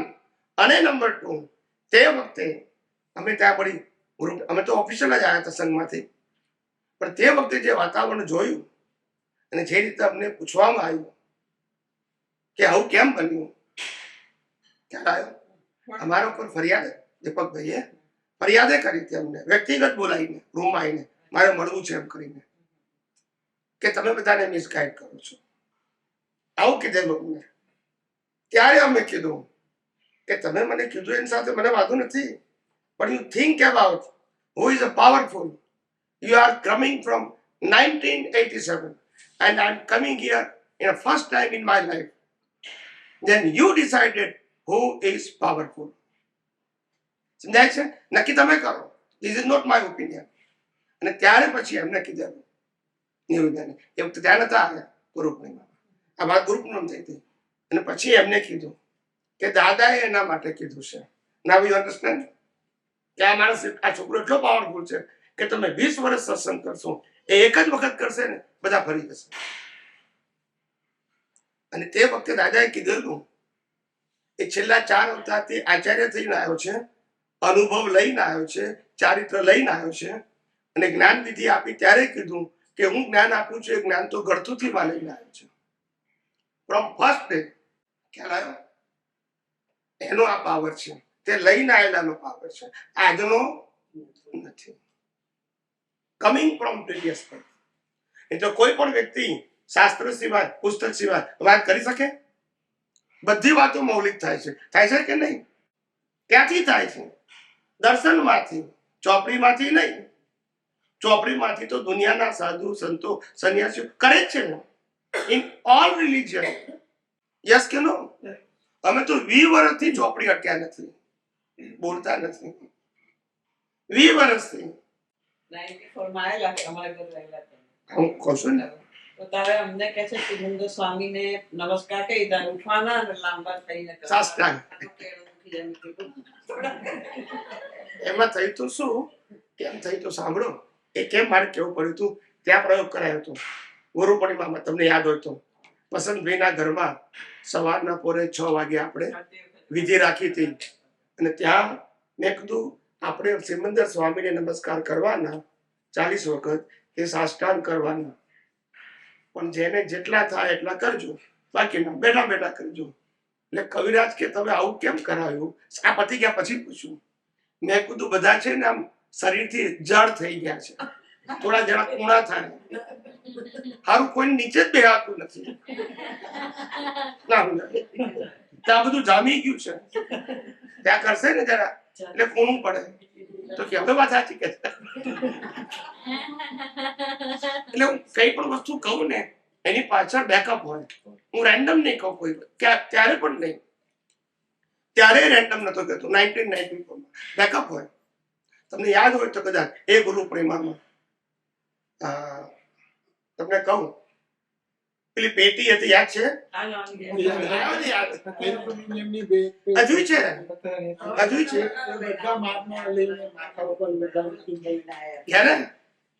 બધાના માથે મુકાઈ હતી. યસ કે નો? ગુરુ પૂર્ણિમા ખ્યાલ આવ્યો કે બધાના માથા મુકાઈ હતી. કપડાની પેટી આટલી, એલ્યુમિનિયમ નહીં, આટલી મારી પેટી, સ્કૂલની પેટી છે ને અહીંયા લે. એ જ લઈને આવ્યો તો એમાં જ મારા કપડા હતા. તે વખતે કનુ દાદાએ કીધું કે તમારી બેગ જયારે કપડાની આટલી થશે ત્યારે આ જ્ઞાન તમને ખુલ્લું થશે. બધાએ મૂકી દે. ત્યારે એક મહાત્મા કે અમારી તો આના કરતા મોટી કોસ્મેટિક ની બેગ હોય. એટલે આવું છે, એટલી જ બેગ એ જ લઈને આવ્યો હતો. એટલે કહેવાનો મારો મતલબ એવો છે કે coming event car there shadows before. કોઈ પણ વસ્તુ બનવાની હોય ને એના પેલા શેડોઝ આવે. કશું રાતોરાત બનતું નથી. You can see from beginning. નાની ઉંમર, ચુસ્ત જૈન ધર્મમાં જન્મ, 3 વર્ષે ધર્મનો અભ્યાસ કરી શરૂઆત, 8 વર્ષે દીક્ષા લેવાનો ભાવ, 9 વર્ષે શાસ્ત્રો વાંચવાના, 16 વર્ષ સુધીમાં વિશ્વના 33 ધર્મના ગ્રંથોનો અભ્યાસ કરી નાખવો. આ બધું શું બતાવે છે? Before I met Dada Bhagwan. Coming event cast their shadow before. આ કોઈ ચમત્કાર નથી, આ શેડોઝ છે કે આ વ્યક્તિ કેવો થવાનો છે, એના બેકઅપ છે બધા. કોઈ વ્યક્તિ રાતોરાત થાય. આજે અમે કહીએ છીએ કે દુનિયાની કોઈ પણ ધર્મની વ્યક્તિ કોઈ પણ પ્રશ્ન પૂછીએ તો જવાબ આપી શકીએ છીએ, કારણ કે વિજ્ઞાન પણ છે અને શાસ્ત્રનું જ્ઞાન પણ સમજાય છે ને. એટલે અમને કોઈ જૈન ધર્મના કોઈ આચાર્ય પ્રશ્ન પૂછે તો માથું ના ખંજવાળવું પડે. એટલે પ્રિપેર, જે તમને રોલ આવવાનો છે એના માટે કુદરત તમને પ્રિપેર કરે. Because your maturity, they provide the circumstances to you because of your maturity. પણ અમારા જેવા મેચ્યોરિટી ના હોય અને મને કોઈ જૈન ધર્મ કે પૂછે ને ક્વેશ્ચન, સંથારો કે શું કહે? બોલો, સંધારો શબ્દ છે. પૂછો ક્વેશ્ચન ઝૂમમાં, તમે શું સમજ્યા છો જૈન? મેં અંદર પકડવાનો તમારામાં શું કરે છે, તમે શું સમજાવો, પછી હું જ્ઞાનની ભાષાથી તમને સમજાવીશ. એમને એમ રીતે પછી મેં આપણા સિદ્ધાંતથી સમજાય. આપણે કુદરતી રચના જોઈએ એને સંથારો કહેવાય. એ જ ને શું કહેવાનું? પણ એને શુદ્ધાત્મામાં રહી અને કુદરતી રચના જોઈએ એટલે 24 કલાક સંથારો જ છે, કારણ કે આપણા માટે આ મરેલું જ છે. મારે પછી જૈન શાસ્ત્ર ભણવાની જરૂર નહીં. બિલકુલ વિજ્ઞાન છે તો કઈ નહીં, જવાબ આપતા આવડવું જોઈએ. ખ્યાલ આવ્યો કે નહીં? સંથારો એટલે શું છે કે સાધુ ને સાધ્વીને એવું લાગે કે હવે મારે જીવવા માટે કોઈ પ્રયત્ન નથી કરવો. જીવવા માટે એટલે ખાવાનું બંધ કરે, પાણી બંધ કરે, કપડા ચેન્જ ના કરે. સાધુની વાત, જૈન સાધુ નાય નહીં, બરાબર છે. અને સ્પેસ પણ એટલી જ વાપરે, મું પણ ના છે. તો લાંબો ટાઈમ જીવી જાય તો ના જીવે, મરી જાય ને. બધું બંધ કરી નાખ્યું હતું. બધા ચંદ્રગુપ્ત મૌર્ય બી એવું તપ કરે, એ લોકો બેસીને મરી જાય, ખાઈને આ થઈ ગયા તું. રાજા ચપ બી છે. કરે. દિવસ તો જીવતા હશે. ચાલો અઠવાડિયું પદ્ધતિ છે પણ લાંબુ નહીં. એમ લાંબુ નહીં જીવે. બધા જૈન સમાજના લોકોને દર્શન કરવા જાય, એનું બહુ મહત્વ છે. જૈન ધર્મમાં એનું ઇમ્પોર્ટન્ટ છે. એટલે જ્ઞાની ભગવંતો અને તીર્થંકર ભગવંતો જ્યારે પોતાના અનુભવની વાણી બોલતા હોય ત્યારે દાદા કે આપણે કેમ એ વખતે હતા તો પામ્યા નહીં? તો કે છે આપણને એની વાતમાં રસ જ નતો. હાજરી હતી પણ રસ તો શું થાય? શું થાય? દાદાને તો ચટણીની લાલચ હતી. એ શબ્દ બોલ્યા. એ શું ચટણી કઈ? ચટણી એટલે value of relative truth. Value of બસ એ ચટણી. ચટણી એ કઈ શબ્દ થોડો કહેવાનો છે. આત્માની આધારે સંસારી ચટણી છે ને, શું છે બીજું? આખો સંસાર જ ચટણી છે. યસ કે નો? વિનાશી વસ્તુની વેલ્યુ એ તો ચટણી. અવિનાશીની સામે વિનાશીની વેલ્યુ શું? કઈ નહીં. તો વેલ્યુ કરો છો એ ચટણી. વિનાશી અવસ્થા હોય પણ વેલ્યુ કેમ કરો છો? સામે અવિનાશી નથી પણ તમે વેલ્યુ કરો છો એટલે ચટણી માટે. ચટણી એ કઈ ફિઝિકલ વસ્તુ નથી. કોઈ પણ રિલેટિવ વસ્તુની વેલ્યુ, એમાં પુણ્ય આવી ગયું ને પાપે આવી ગયું, એ બધી ચટણી. એટલા માટે લાસ્ટે કીધું કે વેલ્યુ 0 કરે. એ તો આપણે કીધું ને કે વેલ્યુ શું કરવાની, એ સમજો. કેટલું અદ્ભુત વિજ્ઞાન. અને જ્ઞાની પુરુષ દાદા ભગવાન આ જ વિજ્ઞાન આપવા માંગતા હતા. એટલું ધ્યાન રાખવાનું, સર્વકાળમાં વિજ્ઞાન એક જ પ્રકારનું હોય. તીર્થંકર આપે, જ્ઞાની આપે, કેવડી આપે કે ગમે તે આપે, વિજ્ઞાન હંમેશા. અને વિજ્ઞાનનો કોઈ માલિક ના હોય. શું ના હોય? યુનિવર્સલ ટ્રુથ હોય. જેને અનુભવ થાય એ વ્યક્ત કરી શકે. કુદરત સંજોગ આપે તો અનુભવી શકે બધા, પણ વ્યક્ત કોણ શકે? એના માટે સંજોગ તમે છે ને બહુ easy બનાવી to understand છે. ગુહ્ય બહુ ઝીણી વાતો છે, સમજાય નહીં. જરા આમ કહો ને, ગુહ્ય કેમનું છે? પણ તમે એટલું સરળ બનાવી દીધું છે કે you can go through it. આમાં ગુહ્ય શબ્દ કેમ વપરાયો એ હું તમને કહું. આપણા બધા જ શાસ્ત્રોમાં આધ્યાત્મને ગુહ્ય કીધું. બધા જ શાસ્ત્રોમાં આપણે વાંચો ગુહ્ય છે. એનું કારણ શું છે? કારણ કે વિજ્ઞાન અનુભવ સિવાય બોલાય જ નહીં. શાસ્ત્ર બોલાય કારણ કે રેફરન્સ છે. વિજ્ઞાન કઈ તો બોલો, કઈ તો બોલો. તમે પ્રશ્ન પૂછો, કોઈ પ્રશ્ન પૂછે, જવાબ નહીં આપી શકો. વિજ્ઞાન બોલવું એટલે અનુભવ જોઈએ. લોકો ગમે ત્યારે ગમે તે પ્રશ્ન પૂછશે તો પછી. અને વિજ્ઞાન કોને કહેવાય? જેની ભાષા મૌલિક હોય, સ્વતંત્ર હોય, શાસ્ત્રોની કોપી ના હોય માટે, અને પાછા જવાબદાર પણ હોય. પેલા લોકો તો જવાબદાર કેવી રીતે હોય? ભાઈ પુસ્તકમાં લખ્યું છે, ત્યાં એનો જવાબ શું આવી જાય? એન્ડ. સમજાયું કે નહીં? અહીંયા આગળ જવાબમાં એન્ડ ક્યાં આવે? કુદરતનો. આમાં જે તીર્થંકરો એમનો સમય જુદો જુદો હોય, પછી એ વાત અમુક સમય સુધી સમજાય, પછી કશું ના થાય. કારણ કે એ ભાષા જ જુદી હોય. પછી રિલેટિવમાં ટ્રાન્સફર થઈ જાય. સાહેબ હા, એ જ ને. ભાષા જ- તમે વિચાર કરો, આવડા મોટા આધ્યાત્મ વિજ્ઞાની આ કળિયુગમાં પાક્યા. ખ્યાલ આવી ગયો ને? 356 ડિગ્રીનું ડેવલપમેન્ટ. બરાબર છે? આવા જ્ઞાની પાક્યા. એ પાકવા છતાં પણ આ કળિયુગની અંદર હજુ તો ગયે 50 વર્ષ નથી થયા તો આટલા ભાગલા થાય. 100 વર્ષે કેટલા થશે? મને કાકા હતા ને, માટે એક વસ્તુ સમજો, જ્યાં સંપ્રદાય થયો ત્યાં ભાગલા હોય. વિજ્ઞાનમાં ભાગલા ના હોય. સમજાય ગયા? વિજ્ઞાન યુનિવર્સલ ટ્રુથ છે અને ધર્મ સાંપ્રદાયિક છે. દાદા ભગવાને કહ્યું છે કે આ અક્રમમાં છેવટે ક્રમિક જ થઈ જશે. એટલે પછી રિચ્યુઅલ્સ આવી જાય. ક્રમિક એટલે રિચ્યુઅલ પોતે જ બોલ્યા છે. કારણ કે સમજી જોયું કે લિબરલોજી બધા થયું નથી. એટલે આ રસ્તો આ જ જતો રહેવાનો, ક્રમિક થઈ જશે. એનું સેન્ટન્સ છે. બરાબર છે. પણ એમનું સેન્ટેન્સ જેટલું જલ્દી સમજાય અને સ્વીકારાય એટલું સારું. અત્યારે મંદાર કરો તમારે એ જ આપણે કરવાનું. આપણે જયારે સુરતની મંદિરની પ્રતિષ્ઠા કરી, યસ પ્રભુ બોલો. એ વખતે એ લોકો બહારથી બધા જૈનોના મોટા મોટા આચાર્ય પ્રતિષ્ઠા કરી. જૈન સંત સૂર્ય હતા, હવે નટુ કાકાને આપણે લોકો મળવા ગયા હતા. એટલે મને કે કેમ આ ખોટું થયેલું છે? હા, તો મેં કીધું કે પંડિતજીએ કીધું છે કે આ ધોતી પહેરવા જઈશ તો જ મારે પૂજા કરવા જઈ શકાય. બરાબર છે. પેલી એ કરવાની, નિયમ જૈન ધર્મમાં. પરમાતી દેવી મારે પેલી કરવાની હતી યસ કે પહેરીને જવાનું છે. તો કે એ પંડિતને તો તું ભણાવવાનું, એ શું તને ધોતી પહેરવા શીખવાનું. તો પછી કીધું કે આ જે છે ને કે આ મહાત્માઓને કરવાની આ પ્રતિષ્ઠા એ લોકોને ના કરવાની. તમારું સ્થાન ક્યાં છે ને એ લોકોનું સ્થાન ક્યાં છે. તો મેં કીધું નટુ કાકા તમારી હાજરીમાં તો થઈ ગઈ છે. પછી તમે કેમ ના બોલે? એક મિનિટ જવાબ દો. એટલે એન્ડ સુધી જવાબ દો ને, પછી ખબર પડશે. ત્યાર પછી આમાં કર્યું. એટલે રિલેટિવ સત્યમાં હાથ ગાલો કુદરતી સમજી ગયા. કોઈનું ચાલે, જે કુદરતમાં નિર્માણ થયું હોય એ જ થશે. દાદા ભગવાનને જ્યારે એક્સિડન્ટ થયો છેલ્લામાં છેલ્લું 86માં, તે વખતે ખંભાત જવાનું હતું.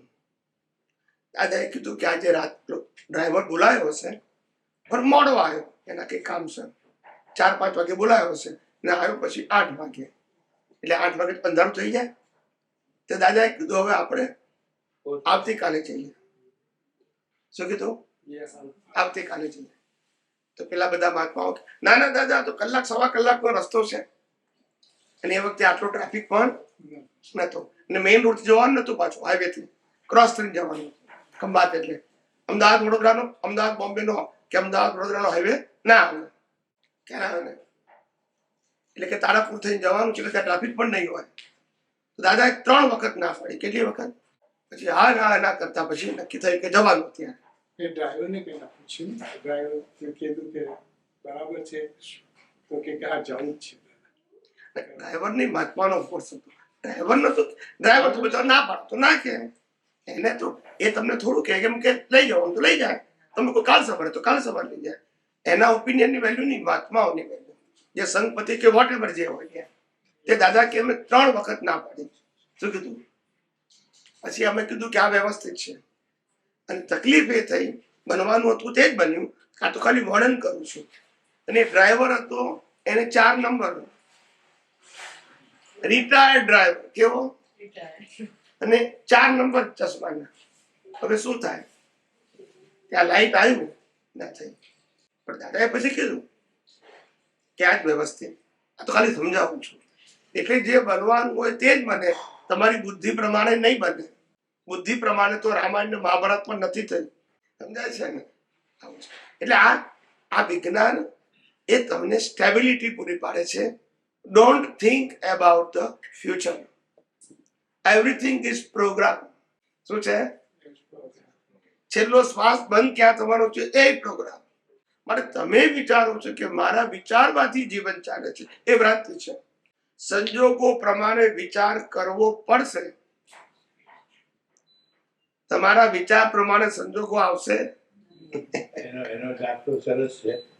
દાદા ભગવાન અમારે ઘેર રહેલા.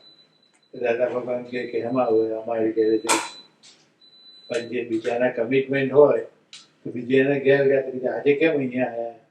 દાદા આ કે કામને કહેલું એટલે એમને ત્યાં એમને બોલાય.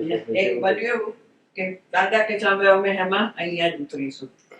હવે સુરેશભાઈને ઈચ્છા હતી કે 2 દિવસ જેણે એફર્ટ કરેલો રંજનબેન એમને બોલાવવા માટે, કારણ કે એમને દુઃખો હતા તો દાદા ભગવાનના દર્શન કરી આવો કેવી રીતે. પછી એમને પ્રયત્નો કરેલા, એટલે એણે માંગ્યા 2 દિવસ, એટલે એમને આપવા પડે. દાદા કે અમે અહીંયા જ રહીશું. પછી નક્કી થયું, મને પૂછે કેવા બદલાય? દાદા લોકોની ઈચ્છા હતી. પછીથી મને કહે છે અહીંથી સુરેશબેન ત્યાં જવાનું છે ને, તો મને કે કેટલું દૂર? મને તો કલમ થઈ જાય. તમે 25 માઇલ હશે. પછીથી તો કેમ? મેં કીધું હા. પછી કશું બોલ્યા કઈ વાંધો નહીં. એટલે આવી જાય દાદા એક્સેપ્ટ, પણ એમની ઈચ્છા હોય પણ આપણું જ્યારે થાય છે કોઈનું ના ચાલે, કોઈનું ના ચાલે. સુરેશભાઈ આયા મેં કહ્યું તમારું ઘર કેટલું દૂર છે? કે 22 માઇલ. પણ તમે જવાબ આપ્યો. કોઈનું ધાર્યું ના થાય. એ દાદા ભગવાન પોતાનું રાખવું. કોઈનું રામકૃષ્ણ માયું ના થાય પછી. એટલે આ વિજ્ઞાન તમને સ્થિરતા આપે છે. ઇન્ટરનલ, આઉટરનલ તો પઝલ હોઈ શકે, ઇન્ટરનલ સ્ટેબિલિટી. એક્સેપ્ટ કરું તો ધેટ્સ ઇટ. આપણે કવિરાજનું પદ છે ને, અંતર શાંતિ કરી જાય એનું નામ જ કેવળ ધર્મ. આત્મ શાંતિ થાય નહીં જગત કરે. જગત. છે. યસ યસ, બસ આ જ ને. ના એટલે એ જ કીધું ને કે કેવળ ધર્મ એટલે કયો ધર્મ? શાશ્વત ધર્મ. ને જગત કર્મ એટલે કે આ કરતા પણ ભોગતા પણ માલિકી પણ દયા ત્યાં, એ જગત કર્મ. એ રહેવું એ જગત કર્મ. હું ચંદુલાલ છું, હું જ કરું છું, હું જ વિચારું છું, હું જ બોલું છું, હું જ ભોગવું છું, હું જ માલિક છું, એ જગત કર્મ. એ જ જગત કર્મ.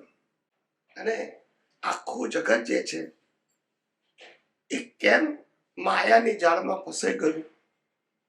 જગત માયાની જાળ કે છે, એટલા માટે માયાની જાળ કીધી કે લોકો જાળને ઉકેલવા ગયા એમ ફસાયા. માયાની જાળ એને કેમ કીધી? તો કે તમે તમારી બુદ્ધિથી આ જગતમાં સંજોગો પ્રમાણે સારું કરવા પ્રયત્ન કરો છો, દરેક વ્યક્તિ, બરાબર છે. પણ એ કરે છે ને એમાં એ આમાં ઊંડો ઉતરે છે અને પરિણામ તો એ જ આવે છે જે હિસાબ ખ્યાલ આવ્યો. અને જયારે હિસાબમાં મહેનત કરવા છતાં પોતાનું ધાર્યું પરિણામ ના આવે એટલે બ્લેમ અને ક્લેમ બીજાને કરે છે. આ માયાની જાળ. એને ખબર જ પડતી નથી કે કોઈ સ્વતંત્ર કરતા મેં આટલી મહેનત કરી તો કેમ ના આવ્યું? એ પેલાને કારણ ના આવ્યું, આને આમ કર્યું એટલે આમ થયું. બીજા ઉપર બ્લેમ કરે. શું કરે? ખ્યાલ આવ્યો? જોબ સારી ના મળે, ઇન્ક્રીમેન્ટ ના મળે, પોઝિશન ઊંચી ના મળે તો ફરિયાદ કરે. શું કીધું? કારણ કે પૈસા ઓછા મળે, પણ ગરીબના ઘેર જન્મે કોઈ કમ્પ્લેન નહીં. બોલતા નથી. વાતો એકની એક જ છે ને. તમે ગરીબના ઘેર જન્મે તમને કશું નહીં મળે, પૈસા તારા કે બધું મળશે. ત્યાં કેમ ફરિયાદ નથી કરતા?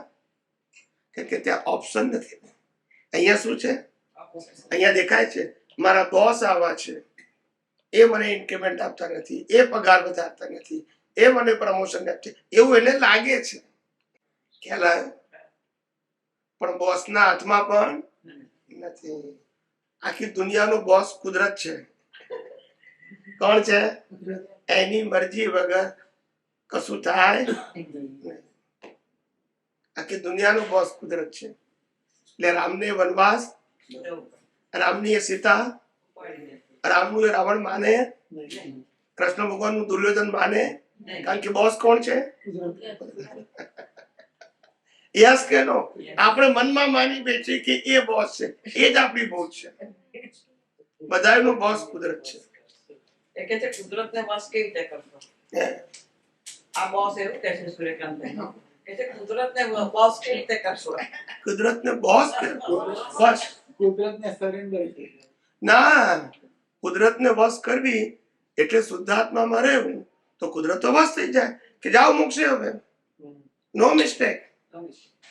પણ કુદરતના કોઈ પણ ટેરિટરીમાં તમે એન્ટર થઈ ગયા, મેં કર્યું, મેં ભોગવ્યું, મારું છે, તો પછી કુદરત પનિશ કર્યા વગર છોડશે?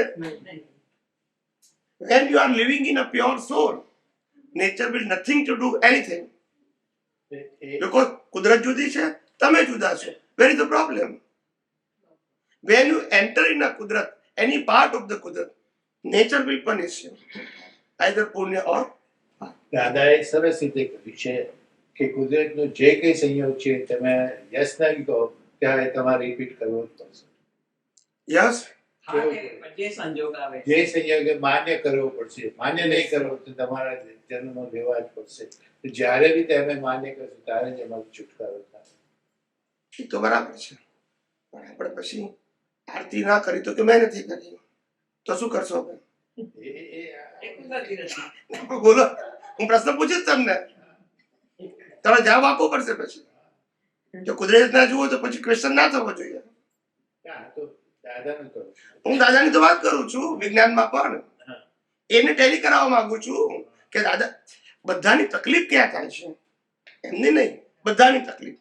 ભાઈ મહાવીરે તો આવું કીધું છે, ભાઈ કૃષ્ણએ તો આવું કીધું છે, ભાઈ રામે તો આવું કીધું છે. હું કહું છું એ લોકોએ કીધું, પણ અત્યારે રામકૃષ્ણની મહાવીરની જે વાતો કરે છે એને આવડે છે કે પેલા મહાવીરને આવડે છે? બોલતા નથી. અત્યારે કોને આવડે છે? અત્યારે દાદા ભગવાન કહે છે કે દાદા ભગવાન પ્રેઝન્ટ કરે છે એનું આવડે છે. તો મિસ્ટેક ક્યાં છે? આ જે પ્રેઝન્ટ કરે છે એમની વાત કરતા આજે તમને એમ કે ભાઈ ક્રિયા અને પુરુષાર્થ છે કેવાય તો ભૂલ કોણ એમની છે? આજે પ્રેઝન્ટ કરે એમની છે. યસ કે નો? તો પ્રશ્ન એ છે કોઈ વ્યક્તિએ આપણે જયારે 1 વર્ષના હતા ચાલતા આવડતું એટલે આપણને ફેમિલી વાળાએ ફાધર મધરે ચાલન ગાડી લાવી આપી. શું? પકડીને ચાલવાની ધીમે ધીમે ધીમે. બરાબર છે. પણ 25 વર્ષે એ જ ચલાવવાની એ બોલતા જ નથી તો પણ કે બાપાએ આપી છે ને ખોટી થોડી વાત. અલા ભાઈ એ સ્વતંત્ર ચાલતા ના આવડે ત્યાં સુધી હતું. પણ નાનપણમાં વોકર, એને વોકર કે ઇંગ્લિશમાં. પછી ગાયડા થાય ત્યાં પેલા પગ તો વોકર આવે છે.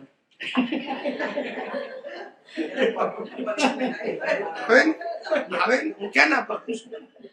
વાપરવું પડે છે નામ એ વોકર એ જે ઉંમર લાયક થયા પછી લેવું પડે છે એ મજબૂરી છે. ચાલતા નથી આવડતું એટલે નથી. બાળપણમાં મજબૂરી જ છે. બહુ ચાલીને રિટર્ન ગઈ નાખ્યા છે એટલે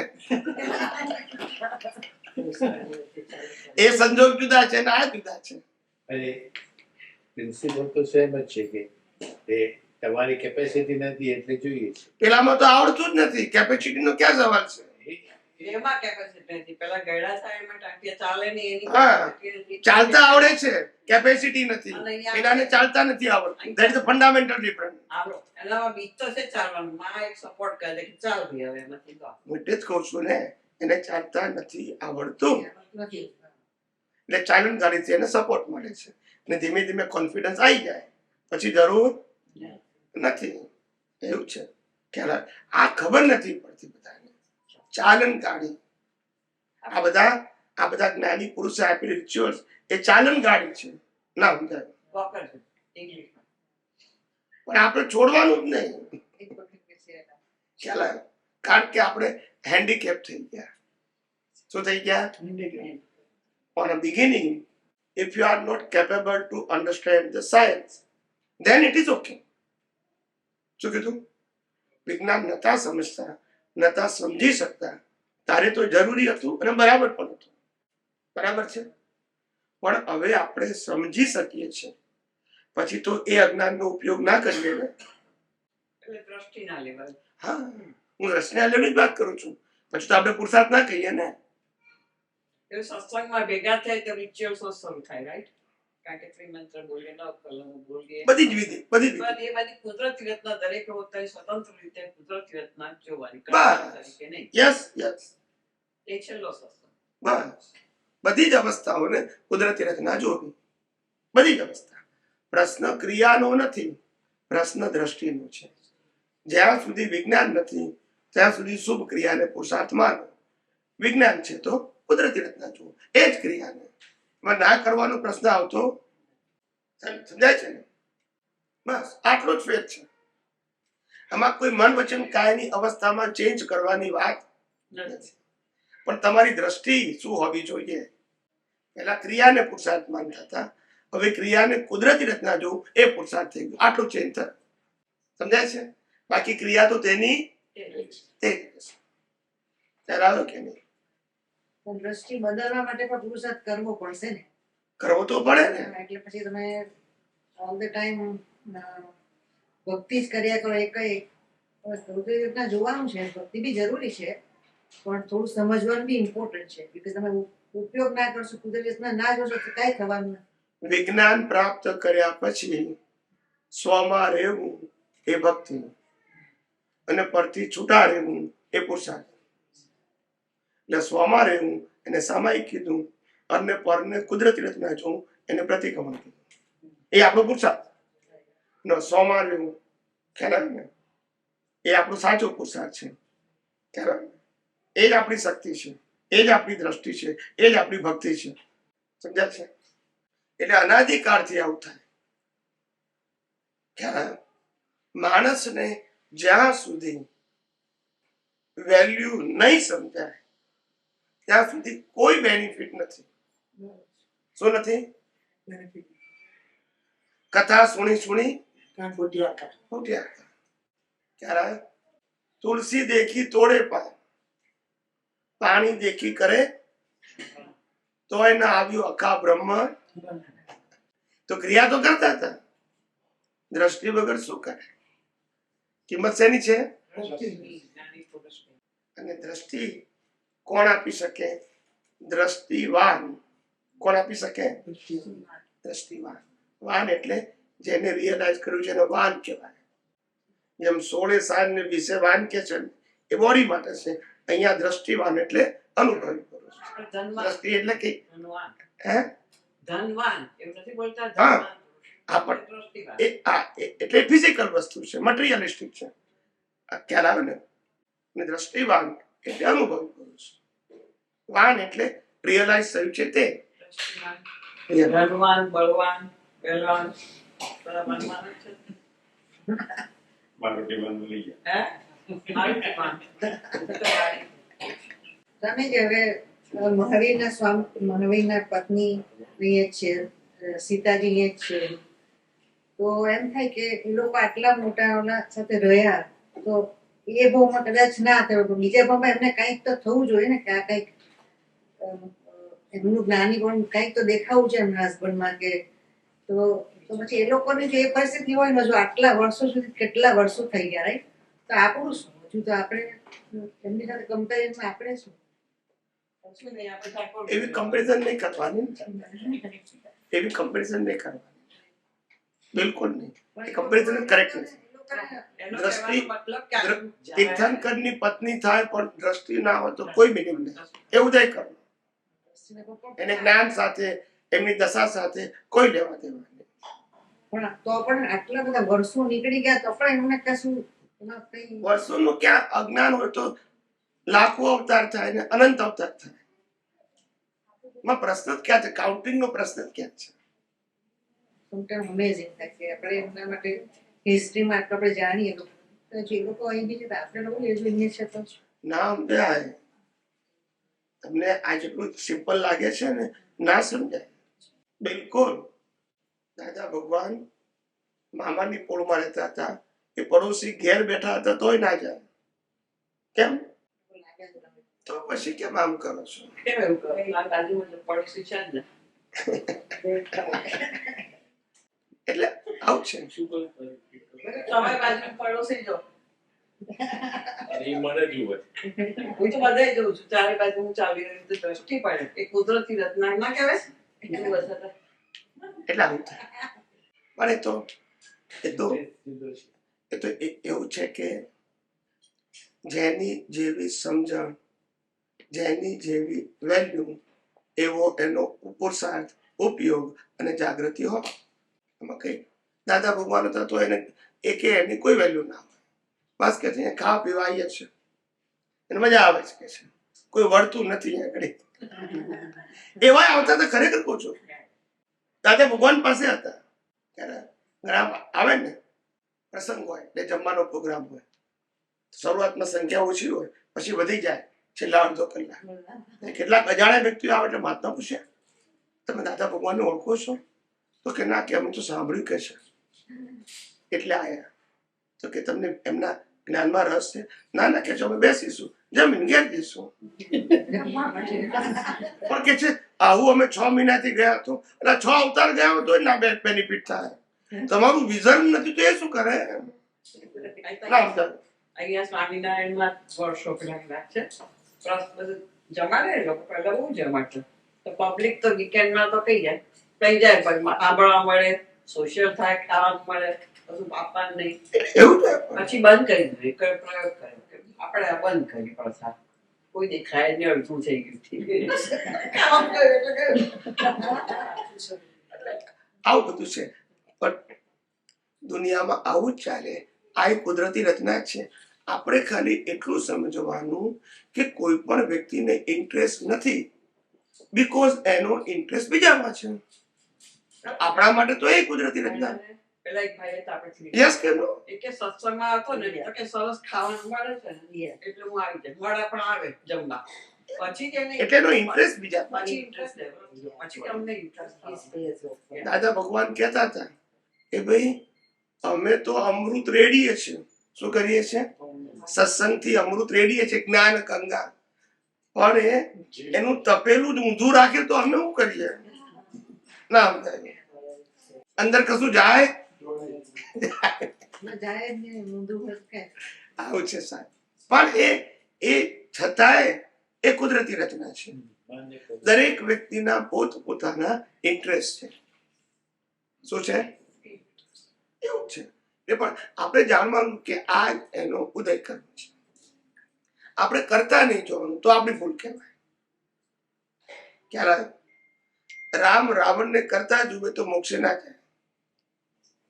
સ્વામીજી, આપણે સત્સંગમાં બેઠા હોય, જેમ જેમ સત્સંગ સાંભળીએ તેમ તે પ્રમાણે આપણે એનો ઉપયોગી કરતા જઈએ અને એ જુદા જુદા એંગલથી સમજાયા.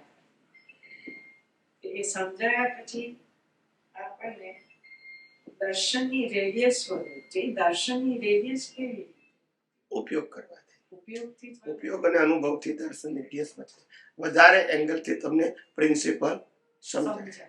સમજાય. સમજાય તો તમે ઉપયોગ બી કરી શકો. સમજાય જ નહીં તો કેમનો ઉપયોગ કરો? એટલે ખાલી ઉપયોગ જ વધારે પડતું જાણ. બીજું શું? ઉપયોગને જ આપણે પ્રેક્ટિસ કહીએ છીએ ને. ઉપયોગથી જ અજ્ઞાન ખલાસ થાય છે. બીજો કોઈ રસ્તો નહીં. એટલે રેડિયસ વધે જ ઓટોમેટિક. બીજો કોઈ રસ્તો નહીં. એ તમને વધારે એંગલથી આ સમજાય. અચ્છા. નિહાળવું અને જ્ઞાતા દ્રષ્ટામાં શું? ના, જો પાછો તમે પ્રશ્ન પૂછો. જ્ઞાતા દ્રષ્ટા શેમાં જાય? મૂળા તો પછી એની કમ્પેરિઝન થાય કોઈ જગ્યાએ? એ નિહાળ સ્વભાવમાં કહ્યું. નિહાળવું એ પુરુષાર્થમાં જાય. એ પુરુષાર્થમાં જાય. કેમ આમ કરો છો? ના, પણ વાક્ય આવ્યું હતું એટલે કશાક હું ના નથી પાડતો, પણ તમારી પાસે એક વખત ડેફિનેશન આવી ગઈ, પછી એક ડેફિનેશન ફરીથી આપવાનો મતલબ શું? એટલે આપણે કીધું જ્ઞાતા દ્રષ્ટા એ સ્વભાવ શબ્દ એ આત્માના સ્વભાવમાં જાય. જોવું, જાણવું, નિહાળવું, ઉપયોગ કરવો, અનુભવ કરવો એ પુરુષાર્થમાં જાય. અને પુરુષાર્થ શબ્દ લાઈવ કોને લાગુ પડે? ને જ્ઞાતા દ્રષ્ટા સ્વભાવને લાગુ પડે. એની સરખામણી કોઈની હાથે થાય? વિધિમાં છે ને નિહાળી નિહાળ કરે છે નો નિર નિહાળી માત્ર એને જાણવું. નિર નિહાળી પોતે મૂળ આત્મા. એ નિહાળીનો મિનિંગ શું?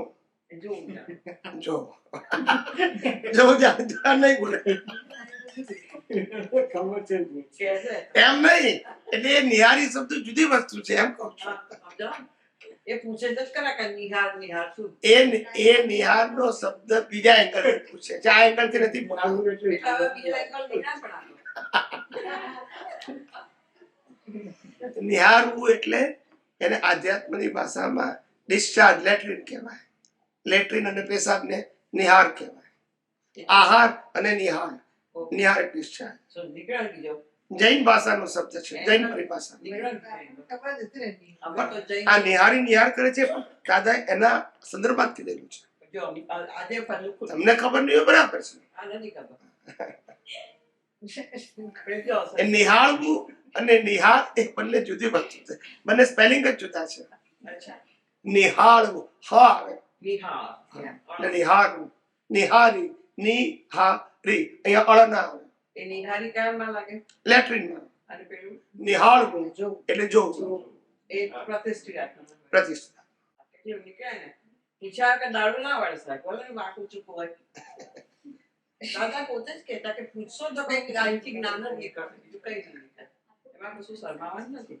ના ના ના ના, આવડે તો પૂછવામાં ક્યાં વાંધો છે? એના માટે તો બેઠા છીએ આપણે. ખબર જ છે આપણને.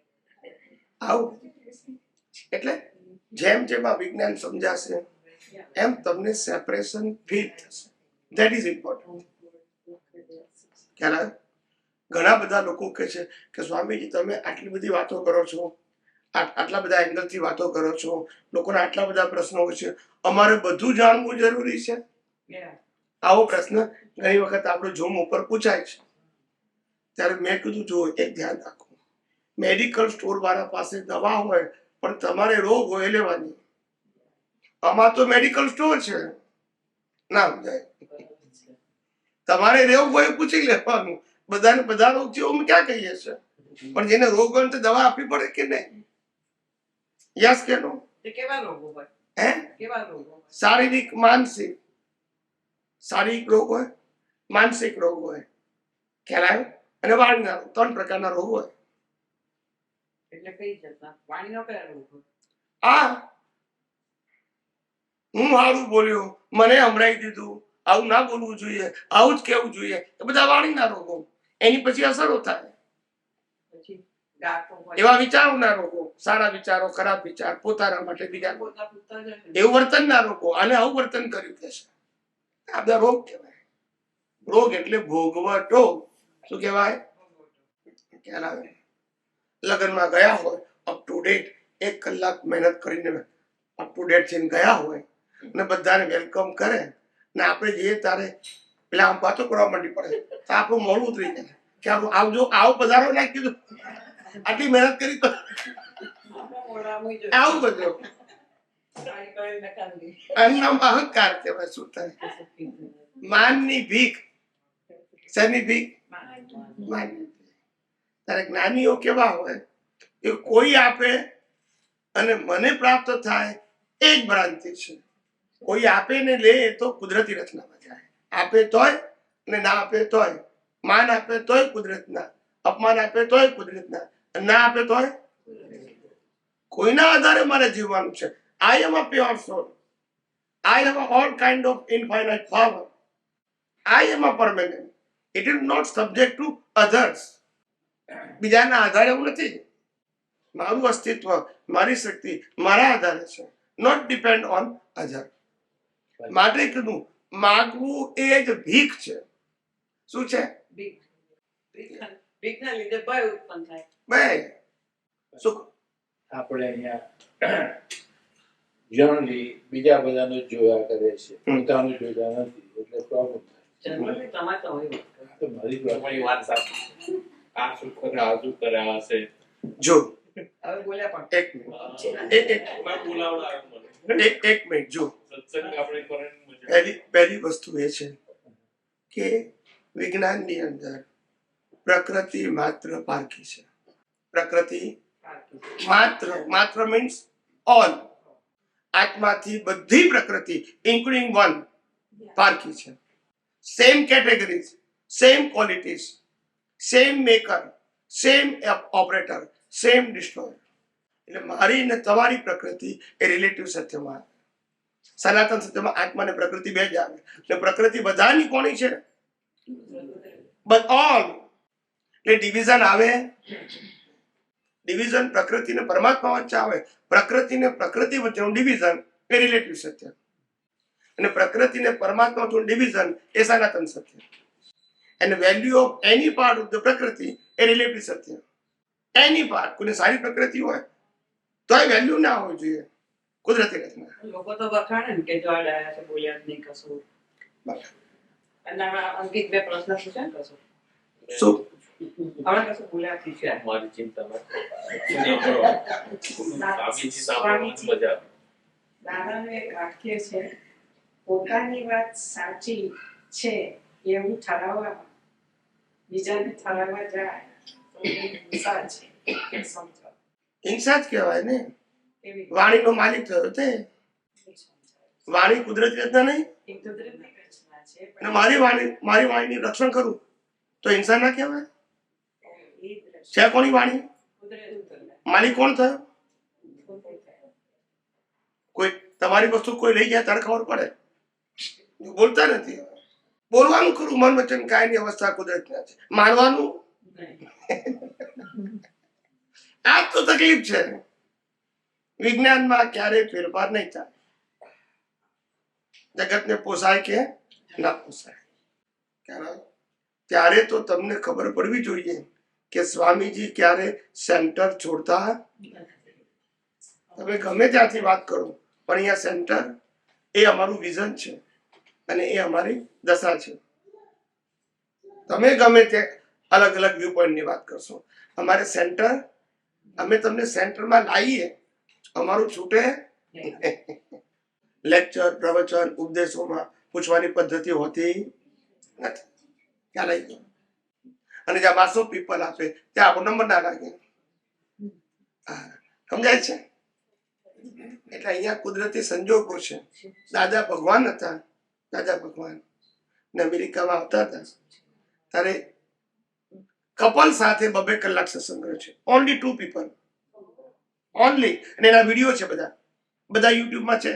Only 2 people and continuous 2 hours. ત્રીજું હોય જ નહીં તો ના સમજાય. અને દાદાને 58માં જ્ઞાન થયું, 62 સુધી કોઈ ઓળખી શક્યું નહીં. અને 62 થી 66 4 વર્ષ સુધી એમના ઘરમાં ક્યારે 10 માણસ ભેગા ન થયા, બોલતા નથી. જ્ઞાન થયા પછી કહું છું, સમજાય છે? આનું નામ કુદરતી. કૃષ્ણ ભગવાનને એક જણે ઓળખ્યો, કોણે? આનું નામ કુદરતી. રામને કોઈએ ના ઓળખ્યા, આનું નામ કુદરતી. મહાવીરને આને કે ઓળખ્યા, આનું નામ કુદરતી. એટલે આને પ્રકૃતિની સ્પેશિયાલિટી ના માનવી. શું ના માનવી? સમજી ગયા? કર્મનું ફળ. રામકૃષ્ણ મહાવીર ત્રણે મહાન હતા. એકને એકે ભેગું ના થયું સત્સંગ માટે. રામને કૃષ્ણને એક ભેગું થયું, મહાવીરને અનેક ભેગું થાય, છતાં ત્રણે કુદરતી. કારણ કે ત્રણેયમાંથી એકેની પાસે સ્વતંત્રતા નથી. સમજાયું? એટલે પ્રશ્ન દ્રષ્ટિનો છે, સંજોગોનો નથી. સમજાય છે? કે વિજ્ઞાન હંમેશા ખોટી ક્રિયાઓને છોડાવે ને સાચી છોડાવે. વિજ્ઞાન તો સ્વાભાવિક ક્રિયાઓ કરાવે. વિજ્ઞાન આવ્યું એટલે ભગવાન જ થઈ ગયો છે. આવું સમજાય તો સારું ને. સાચી ક્રિયાને છોડાવે એ વિજ્ઞાન કહેવાય. એવું સમજાય તો સારું ને. તો પછી આ ક્રિયામાંથી કરતા પણ જાય ને? ના સમજાયું તો જ જાય ને. એમની ક્રિયામાંથી કરતા પણ ક્યારે જાય? કુદરતી રસ્તા. ના ના, એમાં જ લખ્યું છે એ બોલો. તમે જે વાક્ય બોલ્યા એમાં બોલો. શું કીધું? સાચી ક્રિયા. સાચી ખોટી ક્રિયાને છોડાવે ને સાચી એ છોડાવે. બરાબર છે? એને પુરુષાર્થ માને નહીં. છોડાવે એટલે નહીં કરવાની એવું નહીં. હું કરતા છું એ રીતે છોડાવે. સાચી ક્રિયા પણ હું કરું છું, ખોટી ક્રિયા હું કરું છું, બેયને છોડાવે. બિલીફ ને છોડાવે. સમજી ગયા? કરતા પદ એ જ, અને એ ભ્રાંતિને આપણે મજબૂત કરવી છે. બરાબર ને? ખ્યાલ આવ્યો? ભ્રાંતિ છે એ. એમનું વાક્ય જો સમજ્યા હોત સમજ્યા હોત તો સારું ને. ખ્યાલ આવે? બંને દ્રષ્ટિ કુદરતી બધી. એટલે તો આપણે ગઈકાલે વાત કરી હતી. શું વાત કરી હતી? કે પુણ્ય કરો, પાપ ન કરો, અને પાપ થાય તો પુણ્યનું કરવાનું એનું નામ મોક્ષનો માર્ગ. બરાબર ને? જો બધા હશે આપણે કે તમે કેમ આરતી કરો છો? તો કે પુણ્ય માટે કરીએ છીએ. પાછું મોક્ષ જોઈએ પાછો. એનાથી પુણ્ય મળે કે મોક્ષ મળે? આરતી નહીં કરવી એવું નહીં. આરતી કરતા ભાવે કરશો તો પુણ્ય મળશે, અને આરતી કરનારને કુદરતી રચના જોશો તો મોક્ષ મળશે. Choose anyone. You need a મોક્ષ ઓર પુણ્ય. એટલે આરતી કરવું ખોટું છે એ સબ્જેક્ટ આવતો, પણ આરતી હું કરું છું તો પુણ્ય મળશે ને સંસાર મળશે, ને આરતી કરનારને કુદરતી રચના જોશો તો મોક્ષ મળશે. મત ચૂઝ એનીવન. હવે ક્યાં લઈ ગયો? પ્રિન્સિપલ સમજો. પણ સ્વામીજી, આરતી એ વિરતી છે, એક સેન્ટેન્સ છે, right? Something like that. Aarti સમજાવ. આરતી એ આ આરતી શબ્દ એકચ્યુઅલી કેમ આવ્યો? આરતી શબ્દ ક્રમિક માર્ગમાં તો ગુરુની, ભગવાનની કે દેવી દેવતાની આરતી કરીએ, ઇટ્સ ઓકે. એ રિલેટિવ મિનિંગ છે, પુણ્ય માટે. પણ આરતીનો મતલબ શું? તમે શુદ્ધાત્મામાં રહી અને પ્રકૃતિને નિહાળો છો, એ આરતી છે. તમારું પદ નથી છૂટતું, એ આરતી. તમારું પદ નથી છૂટતું ને તમારું પદ છૂટી ગયું, એનું નામ સંસાર. વીરતી એટલે મુક્તિ. શું કહેવાય? વીરતી શબ્દનો મિનિંગ થાય મુક્તિ. આરતી એ વીરતી છે, એટલે આરતી મુક્તિનું સાધન છે. પણ ક્યારે? તમામ પ્રકારની અવસ્થાઓમાં શુદ્ધાત્મા પદ છૂટે નહીં તો વીરતી છે. વીરતી એટલે મુક્તિ. પણ એ વીરતી ક્યારે સમજાય? તો કે કુદરતી રચના દેખાય પણ હું કરું છું તો પછી વીરતી હું ભોગવું છું તો પછી વૃત્તિ, મારું છે તો પછી વૃત્તિ એટલે સ્વપદમાં રહીને પ્રકૃતિને જોઈ એ જ વૃત્તિ, એ જ એ જ આરતી અને એનું ફળ મુક્તિ. બસ. આ અધ્યાત્મનો અર્થ છે. ધર્મમાં અર્થ જુદો હોય. ધર્મમાં તો પુણ્ય માટે હોય. એટલે ધાર્મિક દ્રષ્ટિએ હું આરતી કરું છું, કોઈ પણ ગુરુ ભગવાન કે આપણે દેવી દેવતાની હું કરું છું, એનાથી પુણ્ય પણ થાય. એ રિલેટિવ સત્ય છે. એનું ફળ પણ શું આવે? રિલેટિવ. એને મુક્તિ સાથે, આત્માની અનુભૂતિ સાથે કોઈ લેવા દેવા નથી. સિમંદર સ્વામીની આરતી કરી તીર્થંકર ભગવાનની મોક્ષે જવા માટે જે કહ્યું છે, સિમંદર સ્વામીની આરતી કરવાનું છે દાદા ભગવાને કહ્યું છે કે દાદા ભગવાનની સાક્ષીને નમસ્કાર કરજો અને આરતી તો એ સમજાવો. એ જ્ઞાની પુરુષે ઇનડાયરેક્ટલી તમને પ્રત્યક્ષ તીર્થંકર અને પરોક્ષ તીર્થંકર અથવા તો ગ્રેટ પુરુષ થઈ ગયા એનું ડિફરન્સ પાડ્યું. જેમ કે રામકૃષ્ણ મહાવીર પણ થઈ ગયા ને, થઈ ગયા ને. સિમંદર સ્વામી હાજર છે. છે. Mahavir also be Tirthankar. Simandhar Swami also 24 Tirthankar also Tirthankar હતા. અને સિમંદર સ્વામી પર પ્રત્યક્ષ અને પરોક્ષનો ભેદ પાડે. પ્રત્યક્ષ એક મિનિટ. પ્રત્યક્ષ અને પરોક્ષનો ભેદ પાડ્યો. જ્ઞાની પુરુષ દાદા ભગવાને આ જગતમાં બહુ મોટું કામ કર્યું. ઇનડાયરેક્ટલી બધા જ ધર્મવાળા લોકો જે એમને મળ્યા એને તીર્થંકરનું મહત્વ સમજાયું. ઇનડાયરેક્ટલી વિતરાગનું મહત્વ સમજાયું. ઇનડાયરેક્ટલી ક્યાં રહી ગયો એ રીતે. કારણ કે ભારત વર્ષની અંદર સનાતન ધર્મ છે, એના સ્થાપકો તીર્થંકરો. રામકૃષ્ણ ના હોય, વાસુદેવ પ્રતિ વાસુદેવ ના હોય, સ્થાપક ના હોય. શું કીધું? ના હોય. સ્થાપક કેવી રીતે એ સ્થાપક કહેવાય? કહું. અત્યારે હવે કળિયુગ છે, એ છઠ્ઠો વાર આવશે, એમાં તો ધર્મ નહીં હોય. પછી પહેલા તીર્થંકર આવશે આફ્ટર 84,000 years. ત્યારે એ સ્થાપના કરશે સામાજિક, ધાર્મિક અને આધ્યાત્મિક. જેને મોક્ષે જવું અને આધ્યાત્મ માર્ગ બતાવશે. જેને પુણ્ય કમાવું છે, સારું જીવન જોશે, એને શું બતાવશે? ધર્મનો માર્ગ. અને જેને બહારનું કેરેક્ટર સારું જોઈએ છે, ક્યારે એને સામાજિક માર્ગ બતાવશે. હ્યુમેનિટી, માનવતા. આ તો માર્ગ બતાવે, એસ્ટાબ્લિશ કરે. પછી એ પરંપરા ચાલે. ક્યારે એટલે 24 તીર્થંકર જે થાય એમાં પહેલા તીર્થંકરની વેલ્યુ હોય. આદિનાથ ભગવાન એ મૂળ પુરુષ કહેવાય. શું કહેવાય? એટલે 24 તીર્થંકરોની આરતીમાં એક જણની આરતી જ હોય, ઋષભદેવ ભગવાનની. ભલે મૂર્તિ મહાવીરની હોય, પાર્શ્વનાથની હોય, નેમિનાથની હોય, પણ આરતી કોની હોય? He's a founder of spiritual path. He's a founder. સમજાય છે? એટલે એની વેલ્યુ હોય. બાકી બધાએ એની પાસેથી એની પરંપરા પ્રાપ્ત કરી, ડેવલપ થઈને તીર્થંકર થાય, વાસુદેવ થાય, પ્રતિવાસુદેવ થાય, ચક્ર થાય, આફ્ટર, નોટ બિફોર. આપણે સિમંદર સ્વામીની આરતી કરીએ છીએ એ આજુ છે મહાવિદ્ય ક્ષેત્રમાં. એનું ફળ શું મળે? કરતા ભાવે કરીએ તો અને કરનાર કુદરતી રત ના જોઈએ તો બે ફળ. આ તો મોક્ષ તમે કહી દીધું કે કરનાર જુદો હોય તે પોતે મુક્ત જ થઈ ગયો. પછી અને કરતા ભાવે કહે તો મહાવિદ્ય ક્ષેત્રમાં જન્મ મળે. પુણ્ય મળે. પુણ્ય મળે. ક્ષેત્ર બદલાવું ને એ ક્વોલિટી ઓફ યોર કર્મ કહેવાય, નોટ ઓનલી ઇન્ટેન્શન. એ તો બધા કે મારે દેવલોકમાં જવું છે, બધા કે મારે મહાવીરનું છે, એમ મળી જાય તો what is the value of quality?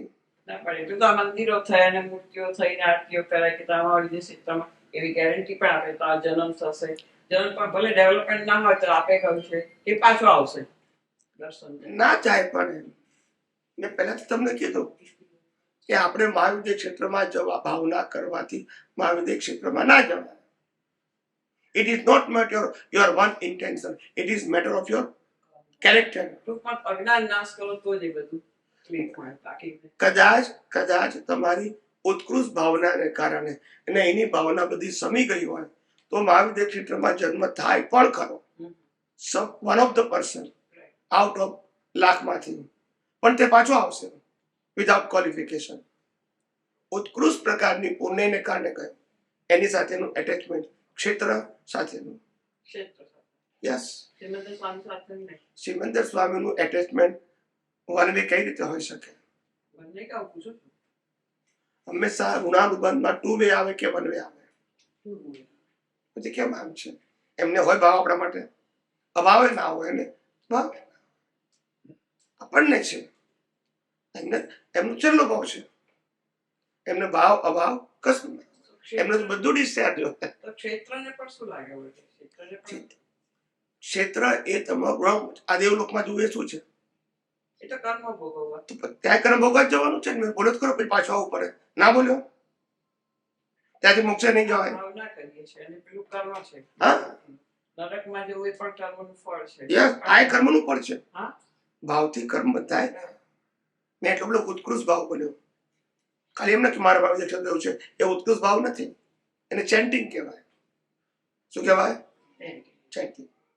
ક્યાં રહી ગયો? તો પુણ્ય એટલું ઊંચું બંધાયું હોય તો દેવગતિને બદલે કદાચ માર્ગે ક્ષેત્રમાં જન્મ મળે, તીર્થંકરના દર્શને થાય. એટલું ઉત્કૃષ્ટ પુણ્ય હોય તો જ થાય. એને વિતરાગની વેલ્યુ સમજાવી હોય, દશા ના હોય જ્ઞાન દર્શન વેલ્યુ. રાગ જે પોતે વિતરાગ માટેનો રાગ, જીવતા તીર્થંકરના દર્શન, એવો રાગ હોય ઉત્કૃષ્ટ પ્રકારનો, તો એનો બર્થ થાય, દર્શન બી થાય. મોક્ષે જવા માટે હેલ્પ ના કરે, કારણ કે લેવલ ઓફ અન્ડરસ્ટેન્ડિંગ ના હોય તો એમની દશાને ઓળખી શકે નહીં. દાદાએ શું કીધું? અમને બધા મળ્યા પણ આ એમ પટેલને જ જોયા, કોટ ટોપી વાળાને. અમારી જ્ઞાન દર્શન દશાને તો ઓળખ્યા નહીં, તો શું કરવાનું? આને જોયા. દાદા શું બોલ્યા, દાદા શું બોલ્યા, દાદા શું બોલ્યા. અરે બોલ્યા એ ડિસ્ચાર્જ કે પુરુષાર્થ? એમની દશા ઇમ્પોર્ટન્ટ છે. એ વાક્ય દ્વારા એમની દશા જો ઓળખાય તો કામનું છે, શબ્દ નહીં. શરૂઆતમાં તો બધાની અન્ડરસ્ટેન્ડિંગ ના પણ હોય, કદાચ થાય, પણ છતાંય દાદા માટે લોકોને કેટલું તો એટ્રેક્શન હતું. મળ્યા ના હોય તો છે કે દાદા મારા દાદા, હજી પેલું પચે સૌદે લાગે મારા દાદા. એટલે સમજાવવા માટે હું તમને સમજાવું છું. આપણે છે ને એક કુંડાળામાંથી બહાર નથી ગયા ને એટલે ખબર નથી પડતી. હું તમને બીજા કુંડાળામાં લઈ લઉં અને આના કરતા ઉત્કૃષ્ટ વ્યક્તિ એના ગુરુની બતાવું કે તો મરી જવા તૈયાર છું એવી બતાવું, એક નહીં અનેક વ્યક્તિઓને. ખ્યાલ આવ્યો તમને? આપણે પ્રિન્સિપલને સમજવા પ્રયત્ન નથી કર્યા, કુંડાળાની વાતને આપણે સર્વમાન્ય માની લીધી છે. આવું દરેક કુંડાળામાં હોય. કુંડાળાનો ખ્યાલ આવી ગયો ને?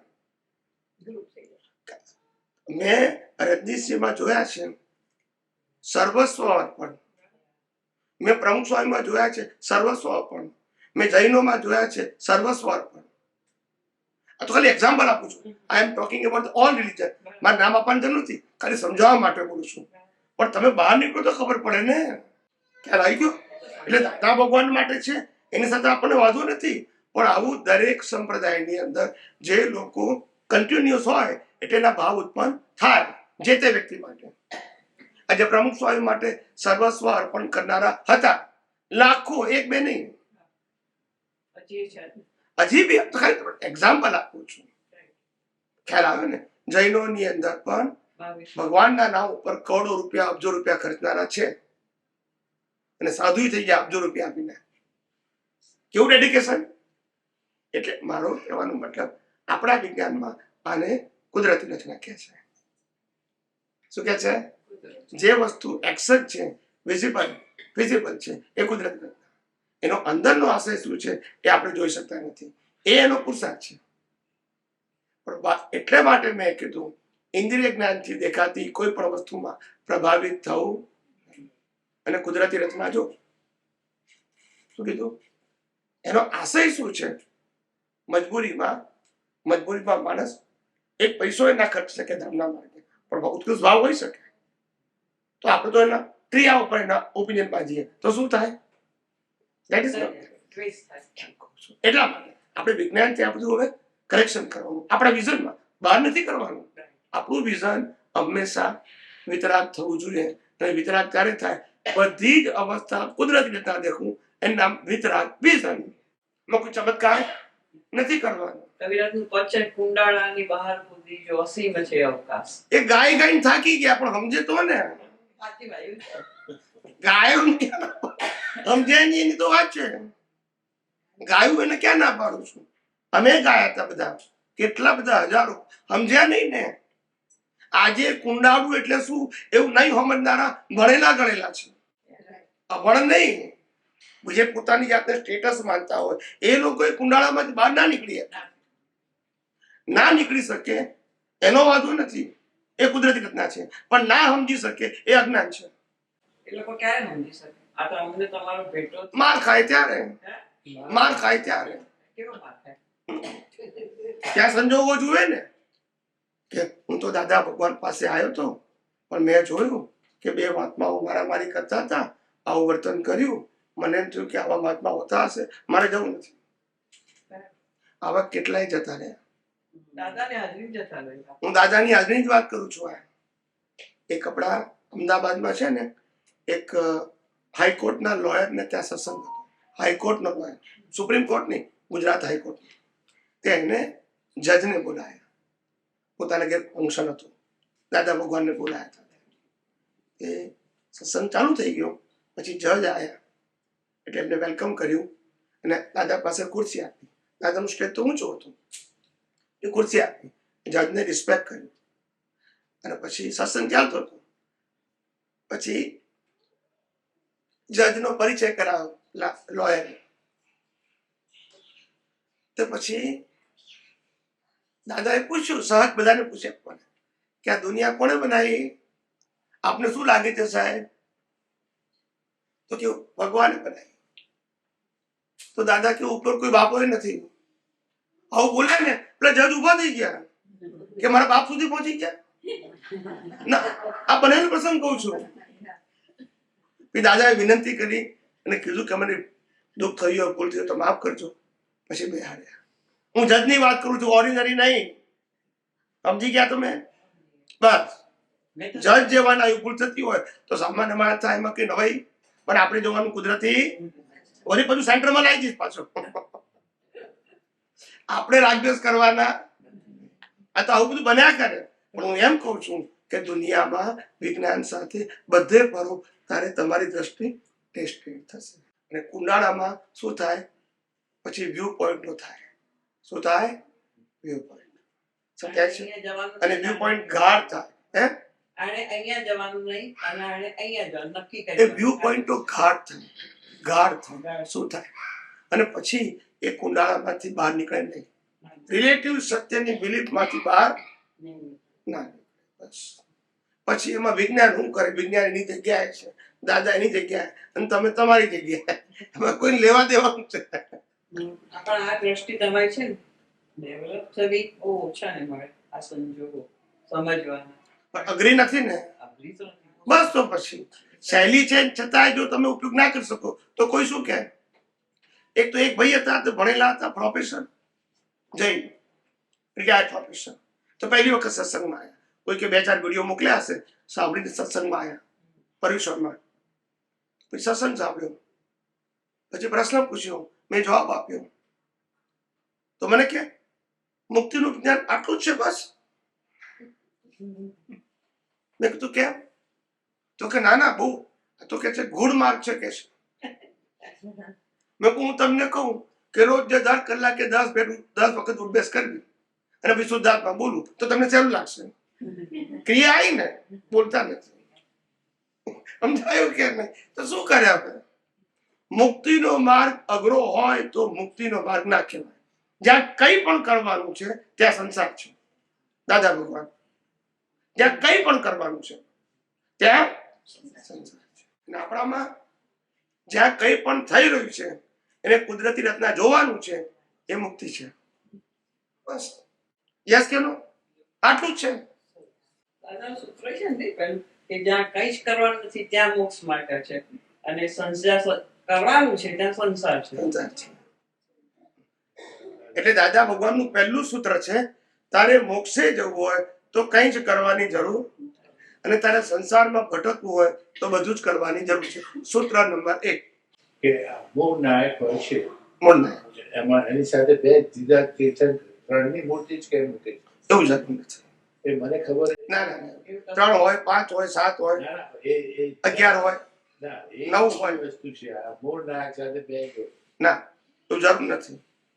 બધા મંદિરમાં બાજુ રાજસ્થાનમાં અહીંયા હું સમજી ગયો. એક મૂર્તિ વાળી મંદિરો હોય એક જ, અને એક કરતા વધારે બી હોય.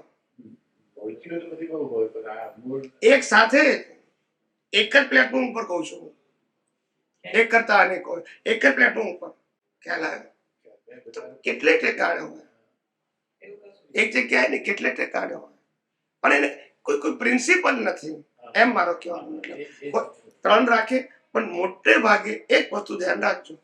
મોટે ભાગે આ મારું જો ઓબ્ઝર્વેશન સંપૂર્ણ થયું, પણ મોટે ભાગે એકી સંખ્યા હોય. 1 હોય, સાંભળજો, 2 ના હોય, 3 હોય, 5 હોય, 7 હોય, 9 હોય, 11 હોય. આ તો 24 છે. તો પછી કેવી રીતે બે કીર્તન શું 24 તીર્થંકર છે ને? એકમાં 24 તીર્થંકરનો સબ્જેક્ટ જુદો છે. ના પડે એટલે 24 એને 24 કહેવાય, 24 તીર્થંકરને. પણ એટ એ ટાઈમ જે મૂકે છે ને સાથે એક જ પ્લેટફોર્મ ઉપર, એમાં એકી સંખ્યા હશે. તમે જોજો, એમ કહું છું. 24 એ તો ફરતી હોય, પણ જે સેન્ટરમાં ભગવાન હોય એની વાત કરું છું. 24 કેવી હોય? ફરતી હોય. જેમ તમે કોઈ પણ મંદિરમાં જાઓ તો વચ્ચે 2 3 અરે 1 હોય, 3 હોય, 5 હોય, 7 હોય, 9 હોય, અને 24 પછી આમ ફરતી હોય. તમે મવડી જાઓ ખબર પડે. 24 આમ હોય, પણ વચ્ચે તમારે 3 હોય, 5 હોય, 7 હોય, એવી રીતે. એટલે આ તો આમાં કે બહુ ગૂઢ રહસ્ય છે એવું નથી કહેતો. એની પાછળનું કારણ જે હોય, પણ એકી સંખ્યામાં હોય એવું મારે કહેવાનો પ્રશ્ન છે. તીર્થંકર 24 હોય, પણ આવી રીતે એક જ પ્લેટફોર્મ ઉપર એકી સંખ્યા, એમ કહું છું. કોઈ દિવસ 2 નહીં હોય. તમે જોજો, એમ કહું છું.